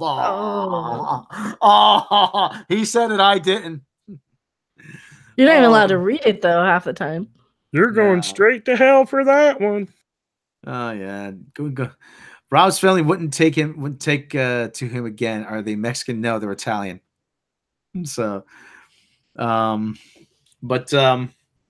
yeah, like I said, he gets to ask Alexa really racist questions. I can't get my brother Dave to understand. I can't get my brother to understand that you have to ask Alexa really simple questions. Like, what are the health benefits of paprika? I don't know that one. I'm like, no, David, I keep telling him it's got to be who, what, where, when, why, how. I mean, well, according to Justin Kral, this just dropped less than an hour ago. Sony dates 2 untitled Marvel Spidey spinoffs. Oh, no. First is a non-sequel opening July 10th, 2020. Second is a sequel opening October 2nd, 2020. So probably Morbius and Venom. If not, the sequel could be Spider-Man 3, but... Yeah, I'm guessing Michael Morbius. Because that one sounded like it was pretty far into production. Oh, Kush was prompting me to do the Mexmen voice. Hey, Holmes, last time on the Mexmen. Tim Augustin, is there a Black Friday porno, Rob? No, there probably is. There probably is. There probably is. There's a video game where you kind of go through and knock people over shopping Black Friday specials, but Christmas shopper simulator. I don't know what it is. I've been on a big Candy Evans kick lately. I don't know what it is about her. She was from the 80s. She's just I wouldn't call her a petite little thing, but she was really cute. Rob should be a porn director. Yeah, I should. That's how hard can it be? And suck it. There you go. Well, there's a lot of stuff you have to take into consideration, like lighting, angles, Yeah, there's actually a lot of work that goes into that. If you've ever watched any like unedited porn, like they're waiting for direction. They do that. Like they'll be more waiting. More hip action. Yeah, generate those buttocks. There's a Spock porn. Yes, there is. Yes. Like I said, the storyboards would be a lot of fun to draw, wouldn't they? Tiberius Monk, 2 questions for another $5 super chat. Thank you very much. 2 questions for me. Best Thanksgiving dish and 2 best or worst Black Friday stories. Keep up the good work, Mead. CBS, no Thanksgiving for you. Best Thanksgiving dish. I like I don't know. I like mashed potatoes. I got a lot of carbs in that, though. A lot of starch, a lot of carbs in them. Turkey. I like put up big antipasto. I like marinated mushrooms. Those are good. See, I like lasagna and stuff for Thanksgiving because why not? Yes. But mashed potatoes are good. Yes. Tom, what? Favorite Thanksgiving dish? Is she redhead? I don't know. If it's not the turkey, probably I like good sweet potato pie or pumpkin pie. Pumpkin pie. Don't give me your pie of pumpkin. So Thanksgiving pizza. Remember the Bundy's Christmas? They were eating pizza. We're trying to have a holiday here, people. But worst, best, and I'm sorry. Go ahead. Yeah, the best or worst Black Friday stories. I really don't have a best or worst. The best one was this past Monday when I got my PlayStation 4. I just walked in lunchtime, grabbed it off the shelf. That was easy. Well, I worked retail for like 10 years straight. So I've worked a lot of Black Fridays, and every story is bad. I could do all podcasts of Black Friday stories. CB Horde, I was going to ask Rob if his family did lasagna. Not on Thanksgiving. What the worst thing is now, I haven't been able to work out properly in a couple. Hey, Gary, Nerdrotic channel. Thank you for joining us. I broke my rollerblades, haven't been able to work out properly. So last couple days, and I got a doctor's appointment. He's going to say, you put on a couple pounds. I'm like, yeah, because you're weighing me after Thanksgiving, and I haven't been able to work out. So you guys, I'm coughing. You made me laugh so hard. Yeah, see, somebody appreciates our humor. Yeah, we're the funny channel. No, we're not. No. Not at all. Doing the jokes is hindering your growth. I'm like, well, maybe we're not hitting the right target audience. Yeah, that's what I was thinking. Like maybe putting like some more comedy sort of images on thumbnails. I don't know, but then that would go against the main channel, and I don't want Andre mad at me. He's he's got that big Viking broadsword. I mean, yeah. Yeah. I can imagine. Now, Mecha, you must pay the punishment. So. Is it sad to be more afraid of like Andre than a lot of other people on YouTube? I think he's a tall drink of water, Andre. Jeez, we love intimidating. We love the boss. Don't get me wrong. We love the boss. If you're listening, Andre, but like I said, it's big guy. He's got that deep voice too. So I mean, we are very disappointed in you, Random. So oh, no, I'm so sorry. Yes, just that wife of his keeps him in line though. So that's we don't have to worry about that. I've never heard her speak. So but he tells me, well, but I don't know what kind of accent she has. So without divulging too many details about it. So if you don't like funny, go watch Bill Maher. Yeah, I'll talk about Bill. Like I said, Bill Maher. Did we cover Bill Maher? We covered Bill Maher. We all knew Bill Maher is a dick. We all know Bill Maher's a dick. So why is anybody really surprised? But at the very least, come on, Bill. Yeah, you weren't above taking that sweet Marvel money to appear in a movie about characters and for stupid adults, were you? So do anyway, they ever? Yeah. So, OG Spock loved. I did. Okay, I did. Damn it. So anyway, let's see what's going on in the chat. Yeah, they're talking about he missed the porn talk, the Spock porn missed talk. Yeah, Spock porn talk. Yeah. Animal, Candy Evans, and John Horner, Woody Long in Sex Trek. Yeah. Yeah. And Animal used to freak. She was hot, but she used to freak me out because she used to get all cross-eyed having when she was in the heat of the moment. She was you've seen her, right? Probably. I'm sure I have. Yeah. Sadly she died in a car crash in 2006 outside Las Vegas. Yeah. So yeah, always, but I don't want to say at least porn didn't kill her, but she was only like maybe 35 or so.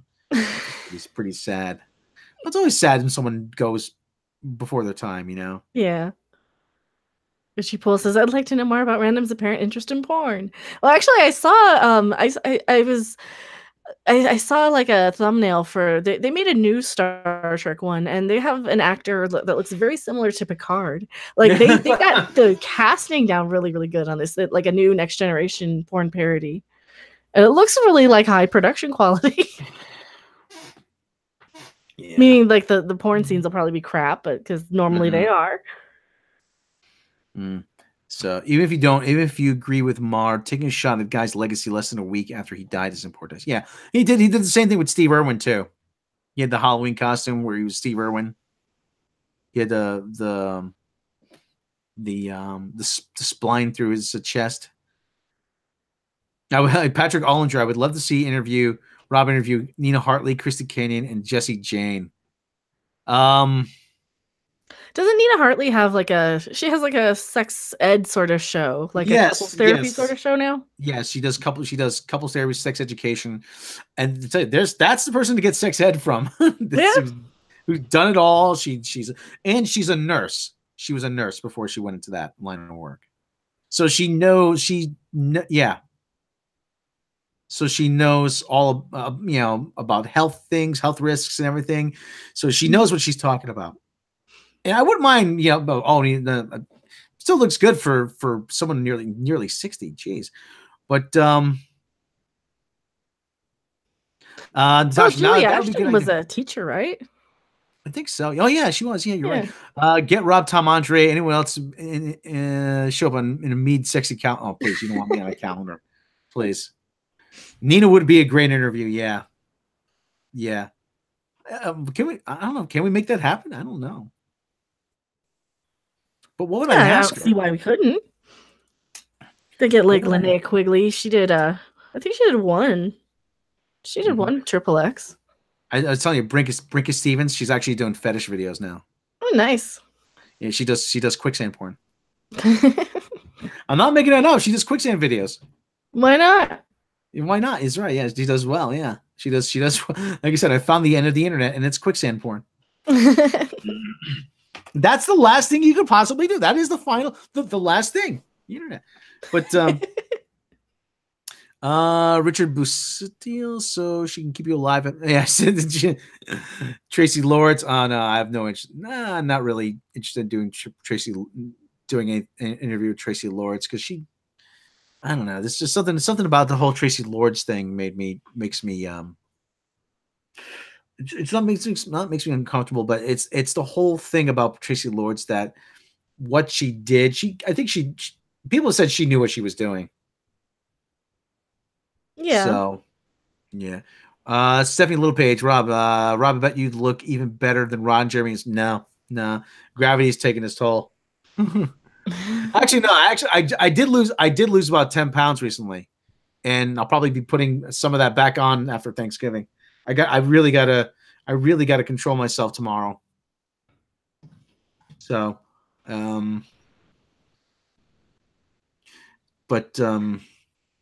yeah, people say, and people say, "Oh, yeah, you look great." I'm like, "Yeah, look in the mirror." I'm like, "Yeah, I like the new sexy me." I'm like, "I do not want to go back I do not want to go backwards. Trust me."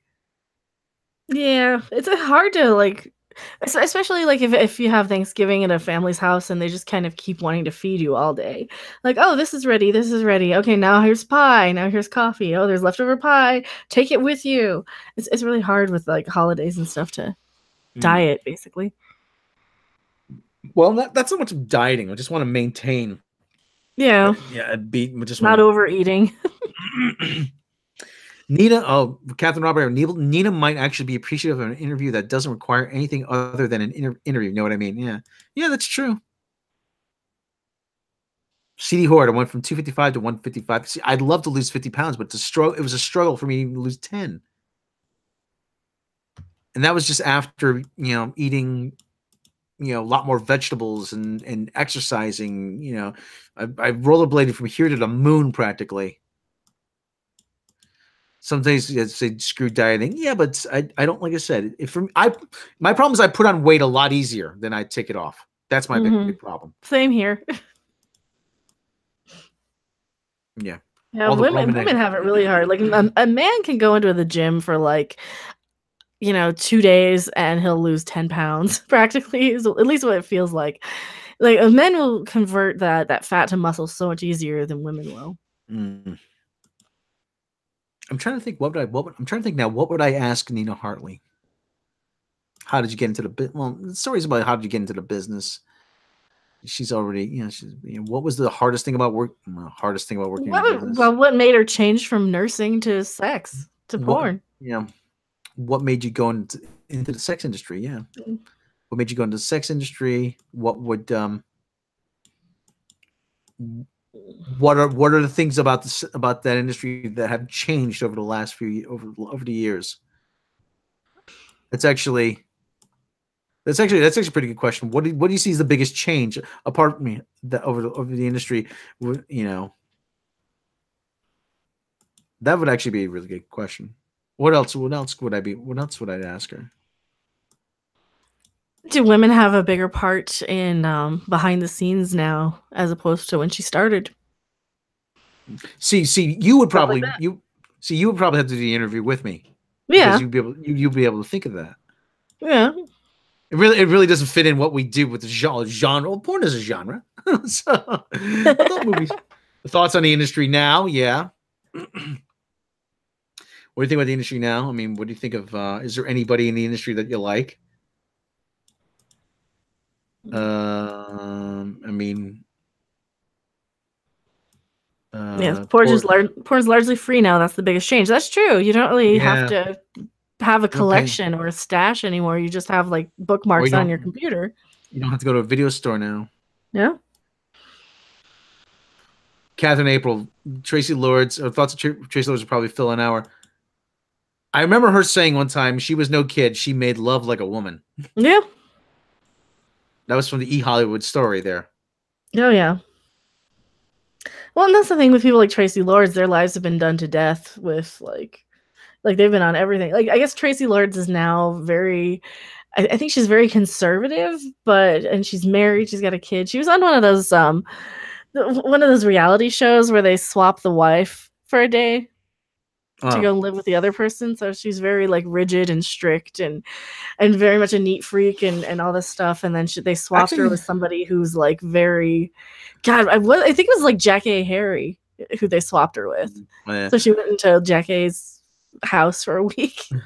If you could pull any mainstream actor into porn just to do a scene with them, who would it be? That's actually a pretty good one. Who was the best? Not to ask a porn question. Question not to ask a porn star. Who was the best in bed? Nina was married for years. Actually, good question would be: how did that affect your relationship with your husband? Yeah, it was wife swap. Yeah, I know all those reality shows like wife swap and training spouses and yeah, the hedgehog, Ron Jeremy. But was there anybody you ever refused to work with without naming names? Well, probably naming names. Was there anybody you refused to work with? Probably. What would make you refuse to work with somebody? Probably Tracy Lords near. Yeah, story about Tracy Lords. A friend of mine was actually working in a video store back when that whole scandal broke, and he said he got word from the owner, get these movies off the shelf. And I said, what happened? He goes, girl in was the girl in was only 16, man. We had to get him off. We had to get him. We had to turn him over, and we had to get rid of him. I mean, and actually, she only made one movie, right, when she was legal. Yeah, and some of those movies do turn up on the sharing. Those movies, I imagine, they're still floating around out there. But why there's so many fat dudes in porn? Because they I don't know. I don't know why there's so many fat dudes in porn. Hold on. Mainly it's Ron Jeremy, and that's just because it's Ron Jeremy. Yeah. Because it's Ron Jeremy. Yeah. He wasn't always fat. He just didn't have to stay thin. And if you guys don't know who Ron Jeremy is, then I'm not going to explain it because the shit he's famous for. He was an extra in Ghostbusters. That's what he's famous for. He's been in a lot of other movies too. Legit movies, just like Boondock Saints he was in. What's that movie about Kiss? Detroit Rock City. Yeah. I think he was in that. What else was he in? There's been a couple of movies where he played himself. I'm back. Yeah. He was in a movie with Roy Scheider. 52 Pickup? I think so. Tracy Lords, though, has also been in a lot of legitimate movies as well. Oh, yeah, a lot of John Waters. Ashlyn Gere was in a movie with Julia Parton. I can't remember. It was a legit movie, too. Oh, geez, Spock Love. I'm young. I only know fat Ron Jeremy. Is that what we're going to get when Ron Jeremy dies? Is we're going to get 2 different postage stamps like Elvis? Young Ron Jeremy and old Ron Jeremy? I actually saw him. He's a fucking national treasure. Yeah, I saw him in person. He was just at dinner in Las Vegas one time, and I'm like, "Oh crap, that's Ron Jeremy over there." Did you say hi? Hey, I didn't. He was like on his way out, so I should have. I wonder how many people actually say, "Hey, you're Ron Jeremy. Let me see it." He used to just hang around the Stern Show all the time. Oh, it's so veiny. Not even wanting to get on the air. He just would hang around the Stern Show. Just, oh, Ron Jeremy's in the green room again. He's actually a pretty funny guy and shit. Yeah, he's supposed to be a cool guy, but he just has he's just kind of weird looking, has an unusual job. Well, it just so happened that back when he first started, he actually has a degree like in English literature or something like that. I mean, he's done a lot of shit since then to secure his. It's not like he's just lived in porn his whole life, He was smart about everything. He knew when to bank on his name and who he was, and he's proved that he can actually act. He has a BA. He has a BA in Bachelor's of Arts in Education and a Bachelor's of Arts degree in theater. Well, Harv guy says he was a teacher. Yeah, I think he was a teacher when he got started. I think, and he has a degree. He has a master's in special education. Yeah, so like I say, he's not a dumb guy. So anyway, he was probably one of the smartest guys because he probably, like I said, not only did he bank on himself and exploit himself at the right time and use his name and who he was to make a lot of legitimate money. Mm-hmm. I hate saying legitimate because porn is technically legitimate, but I mean non-porn money. How's that sound? And then, because I'm sure he didn't make a buttload of money in porn. I'm sure a buttload. A buttload? Well, he might have. He's famous. I mean, I'm sure at a point he probably did pretty good. He was probably one of the highest paid guys in porn. Don't get me wrong, but porn doesn't pay that much. No, and the guys don't make all that much. No. So what do you think? Think Andre would approve an interview with Nina Hartley? I don't know. I don't know. I don't think we can get it. I don't know. I wouldn't. If anything, that it is someone I would like to just meet and talk to for a couple minutes. Nina, how are you? Can I take you out on a date? Nina, actually, one thing I read about Nina, her and her husband do this thing. If for people, her friends, because she has a lot of friends in the industry, that if they've been disowned by their parents for whatever reason, they don't have anywhere to go. That she has Thanksgiving. She has them for Thanksgiving dinner. Like literally eats them.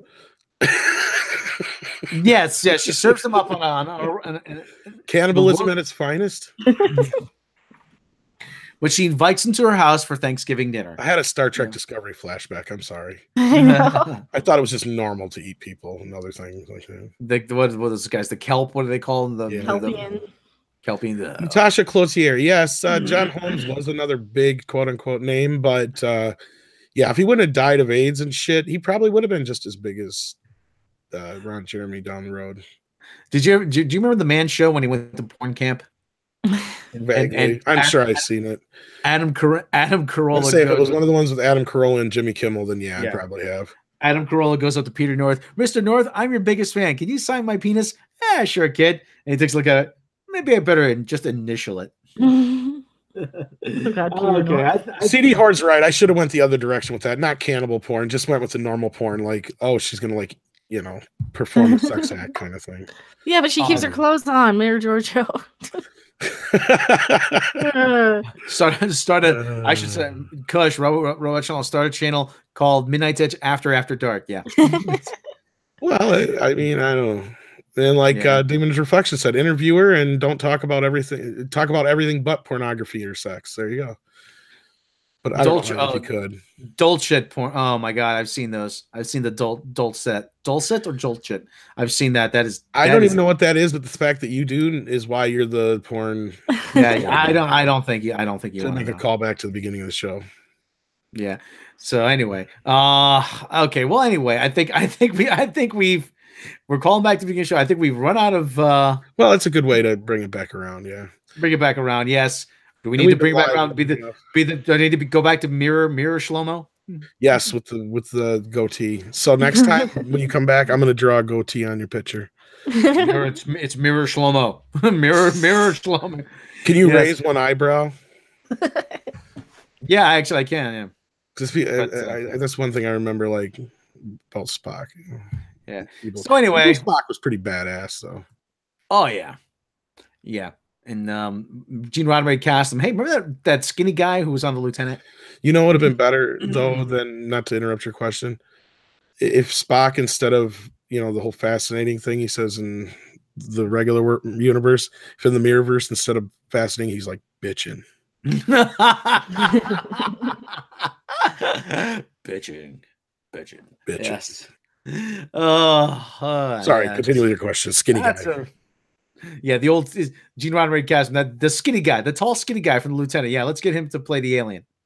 So on Star Trek. So that's how that came about. So anyway, what you said, we got the Goddesses of Gore coming up at 5 o'clock. 5 p.m. Central Time, which is in an hour and a half. Yeah. So actually, I gotta get rumbling. I got a couple things to do myself. Let's say we wrap this up. Want to wrap this up? Yeah, let's do that. We don't want to get these too long because then people don't listen to them. Yeah. And and we're not serious enough. Then they surely won't listen. So I know we're gonna get the same guys bitching in the comments. Oh, I can't believe you said that. Blah blah. It's so blah. So, like, be quiet, please. You want MP? There's plenty of other pod. I hate saying this. Listen, if you want the ultra serious stuff, then what can I tell you? I'm not. I like I said, we don't know. Yeah, you say we just need to start getting in like the co-optional podcast audience who kind of expect a little goofing off every now and then. But that's more of a gaming podcast too. Yeah. Mex joke K. Mex-Men for life. Yes. Hey, Holmes. Last time on the Mex-Men. And yeah, I guess we're still blocked, or we're not allowed to have our videos posted on the Star Trek Facebook group. Screw. Not news, but screw those guys. Hey guys, I'm going home. And I'm going to make my own Facebook group. Hey, well, if you like Mirror Universe, Rob, and if you like the Mex-Men, and if you like Mecha Random, speaking of Mirror Universe, what was that thing where like didn't they do Mirror Universe once on South Park, and Mirror Universe Cartman was the only one who was good? Yes. Nice. Yes. It was an early episode. All right, goody two shoes. It's like, well, guys, I guess this is it. And they want to keep the good Cartman. Yes. That was good. That was sorry. I love South Park. Anyway, continue. End out. Yes. Yes. If you like the Mirror Universe Cartman, if you like the Mirror Universe Ryan Johnson, do you have a Mirror Universe Ryan Johnson? Yes. I can't believe it. I made the best Star Wars movie ever. Everybody loves it. I don't know what I did right. That's he says that anyway. Yeah, I know. No, but it's true. Look at my Twitter. I have 10 million followers. He says that too. And they love me. I know, but it's true. Everybody look, it's got the highest audience score ever. 10 out of 10 by the fans, but the critics didn't like it. See, that's how you know. Yeah. Captain I got tomatoes. Mirror Ryan Johnson. I'm sorry. Would it be fresh apples on? Yeah. It's Chef Mirror Universe. In my universe, you're a skinny white insurance salesman. All right, let's go. Let's get out. Okay, yeah. If you like what we do here, if you like the Mex-Men, you like Mirror Shlomo, you like Mirror Ryan Johnson, you like gender fluid Mecha Random. If you like Captain April, he's at 8:15. Captain April, you like Captain April, you like CD Horror, you like Demon's Reflection, you like Brand New, you like all the chatters. Then why not click the subscribe button? Click the bell icon. We want to thank you all though, just to take a moment because of Thanksgiving. Yes, because of you guys, we've been able to do this now for so long. Yes, it means so much to us. Yes, and we've gotten so many new people since. Well, I mean, it was kind of a bad thing or good thing. There's no such thing as bad press, huh? Because like ever since the whole Facebook blocking thing, we've gotten a few new subscribers. I won't lie.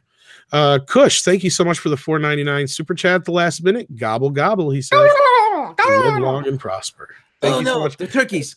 But we do. We have to thank you guys so much. If it wasn't for you guys liking and sharing and subscribing and the super chats, of course, and those who are on Patreon, we want to give an extra special thanks to you guys, of course, because you guys keep us, going in case we need something at the last minute. If something breaks, it's you guys who are able to keep us going, literally.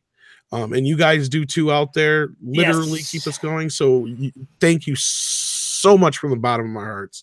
Thank you on behalf of Andre, of course, who is not able to be with us today. I asked him if he could, and he's unavailable. But he does promise us that real soon he's going to start showing up a little more on live streams. So hopefully he's able to. And then we can't make fun of him anymore. Dang. So, yes, Rob has to be good. Yes. So it's a little too late for that. But anyway, yes, thanks everybody. If hopefully you're all going to spend time with your loved ones this Thanksgiving. If not, then hopefully you have somewhere to go. I mean, I know maybe I'll do a stream tomorrow because I don't know what I got exactly planned yet. So spending the holidays alone is rough for anybody. So hopefully, actually, that'd be like a fucking miracle in my house. Yeah, come take my cat and I can spend the holiday alone. That'd be like. So anyway, cat, no dog. So anyway, like I said, you guys like what we do? Hit subscribe, hit the bell icon. Go over to Mecha's channel, hit subscribe, hit the bell icon over there. Who again? Now we actually get to congratulate you, voice to voice, since we didn't get to it the other night. Congratulations on 10K subscribers, 10,000 subscribers. We just hit 11.3 too. So congratulations to us. Yes. So congratulations, Mecha. Yeah, I will be doing a 10,000 subscriber special as soon as the internet's going to be stable. Sweet. Hopefully have us on for a little bit. Yeah, I'll see what I can do about. I don't know. We'll see. I don't know what's planned yet, so. Yes. It's going to be something good. If you do, I'll sing a song for your show. All right. So anyway, head over to Mecha's channel, subscribe there. Head over to Twitter, follow her there. Head over to our main channel, subscribe and follow us there. Check out Kath and April's channel. We're trying to get him over. We're trying to get him over 1,000 views, 1,000 subscribers, so he can get remonetized. Go to Nerdrotic, subscribe there. Go to Doomcock, subscribe there. Head over to Patreon. Patreon subscribers. Hobbies, queen of the hobbies. Patreon members will get all kinds of bonuses, outtakes, bloopers, lost episodes, behind the edge making of videos, and more. Be a Patreon member for as little as $1 a month. If you don't have the means to support the show on Patreon, then click subscribe, click the bell icon, share it with your friends, because we cannot do this without you. Egotastic fun time. Yeah, JP. Hi, how's it going, JP? We gotta see if we can get JP on. I like JP from the Egotastic fun time. Can we do that? Oh yeah, he's cool. All people got to do is reach out to us or get a hold of Rob. Clownfish Rob, TV. Get a hold of them. Clownfish TV. We gotta see if we get him on. Yeah, a lot of people we like out there. We got a lot of fans out there. Professor Geek, another one. Route 66. How you doing? So anyway, like I said, no drinking, no driving. If you're going out tonight, if you're celebrating, take care of each other. Take care of yourselves. Thanksgiving songs, because all we can sing is like the Adam Sandler song. Love to eat turkey. The Dave Cullen show. He's actually pretty good. He's good. I like him. Love to eat turkey. Love to eat turkey because it's good. Love to eat turkey like a good boy should because it's turkey on Thanksgiving. So good. So don't want to get a copyright claim. Yeah. So you get starting to sound actually like Adam Sandler, then we're fucked. Oh, I'm sounding more like Adam Sandler every day. Zippity doo. So people like this. It's a great impression of that milk could be our milk. So, okay. Turkey's roast. I did actually at Christmas. I did version of the Christmas song, but I did with all hipsterisms. I had the lyrics written down somewhere, but I said, the Nat King Cole one. Oh, the actual Christmas song. Okay. But IPAs roasting on an open fire. iPhones nipping at your ear, something like that. And that's I've said many times, many ways. Merry Christmas. Fuck you. Merry Christmas to you. Yeah, it's like the hipsters haven't ruined anything. They're going to ruin Christmas too. So anyway, all programming note: Charlie Brown Thanksgiving is on tonight on ABC. I have that motherfucker on Blu-ray. Check your local state. Check your local station for the time in your area. It's on 4K now too, and believe it or not, and Amazon probably doesn't want me telling you this, but if you go buy the 4K version right now with all 3 of the holiday specials in it, it's actually cheaper to buy all 3 of those, and it comes with the original Blu-rays too, not just the 4K ones. Oh, cool. It's cheaper to buy all 3 of those together than it is to buy them separately. So there's a heads up, especially if you want to future-proof yourself. And it has digital. So even if you don't have a Blu-ray player, if you have something you can watch digital, I try to remind people of this. Always go and buy them. I don't care if you have a 4K player or not. You're always going to be future-proofing yourself. And you're helping the industry, because the only remaining U.S. Blu-ray reproduction plant has closed down. So we get them all from China now? Everything's coming from overseas, and it's causing a backup in the industry, and it makes 0 sense because 4K is doing well. The only thing that myself and other guys that I've talked to in the industry so far can figure out is that the only reason they've done this is because it's costing too much because of tariffs to bring in the stuff to do it. So until we actually have an answer, that's what all I can say is it's just really fucked up right now. Certain companies are not getting their Blu-rays out in time. I have a feeling we're not going to get a ton of Blu-ray specials this year for Black Friday. I think Best Buy only has like 4. Oh, right now, the Lone Wolf Club gave me a great idea. Let's all watch the Star Wars Holiday Special and just rip on how bad it is. We should do that. We should. Yes. I'm sure it's on Facebook. I have it anyway, but it's just on YouTube. It's on YouTube. Yeah, I just said that. I think it's on YouTube. It could be on Daily Motion or Vimeo too. So. The Star Wars Holiday Special.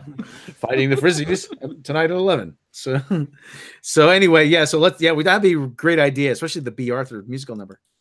That's great. Okay, so anyway, thank you. We just get Jefferson Starship. Oh God. How terrible is who said this is a great idea, George guys? Lucas Let's go. Like, you guys want to do a Christmas special about Star Wars? That's a stupid idea. What? You want to give me that much?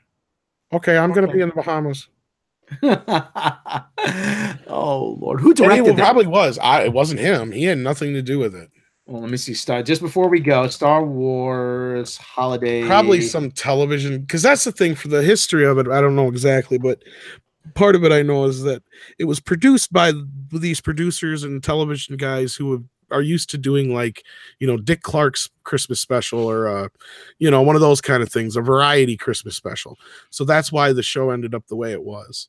A guy by the name of Steven Binder. Binder, whatever his name is. It was actually written by Bruce Valanche. Well, that doesn't surprise me. Rod Warren and Bruce Valanche. It's amazing. He would actually want his name associated with this. Get Brucey. Oh my God. Let's see. He did Aladdin on Ice TV movie. Montana Christmas Bruce Skies. Valanche is probably the only guy who could compete with me for a t-shirt fucking collection. I swear to God. He's done a lot of television in the Bruce 80s. Valanche? He's a fucking legend. No, this guy's Steve Binder. Oh, Binder. That's what I was saying. Yeah, they had a bunch of TV people. And even then, that's what Valanche was. A variety writer. He wrote for game shows and shit. He wrote jokes. His career TV people. Yeah. What was it? CBS? The Mac Davis Show. Oh my! Whoever it was, whatever network that ran it, they just had their people working on it. All Lucas did was sign the paperwork. Oh man! All right, Logan, we got to watch that for the next. I'm coming up with this idea about this guy. He don't like Nazis. All right, boys and girls. I know we were gonna do a James Bond movie, but we couldn't get the rights, so we got a guy who fights Nazis instead. So. Tom Selleck's gonna be in it, or maybe the guy from Animal House. I don't know. Maybe. No, the other one, Tim Matheson. Yeah. Oh, since we got the guy from Animal House, can we get that girl who was in Animal House? Yeah, she was beautiful. Nice. All right, kids. Thank you very much for joining us. Karen Allen, the other one. Babs. I don't know why that's a joke. It just fucking is. Yeah. We're having too much fun when we're not supposed to. All right, take care, y'all. Thanks for showing up. thanks for showing up, guys. Like I said, if no drinking, no driving, take care of yourselves and each other. Have a happy Thanksgiving if we don't talk to you. And do not stuff the turkey like Rob does. No. Tell me what he does before the show. Don't do it like you could hurt yourself and probably catch some strange disease, Rob. Constitutes like a war crime, doesn't it? That is not how you stuff a turkey. Good night. That's how Ron Jeremy taught me how to do it. Exactly. See, that's the problem right there. We got to talk about this after the show. Take care, y'all. See ya. Have a good one. Happy Thanksgiving. Bye. Do you again.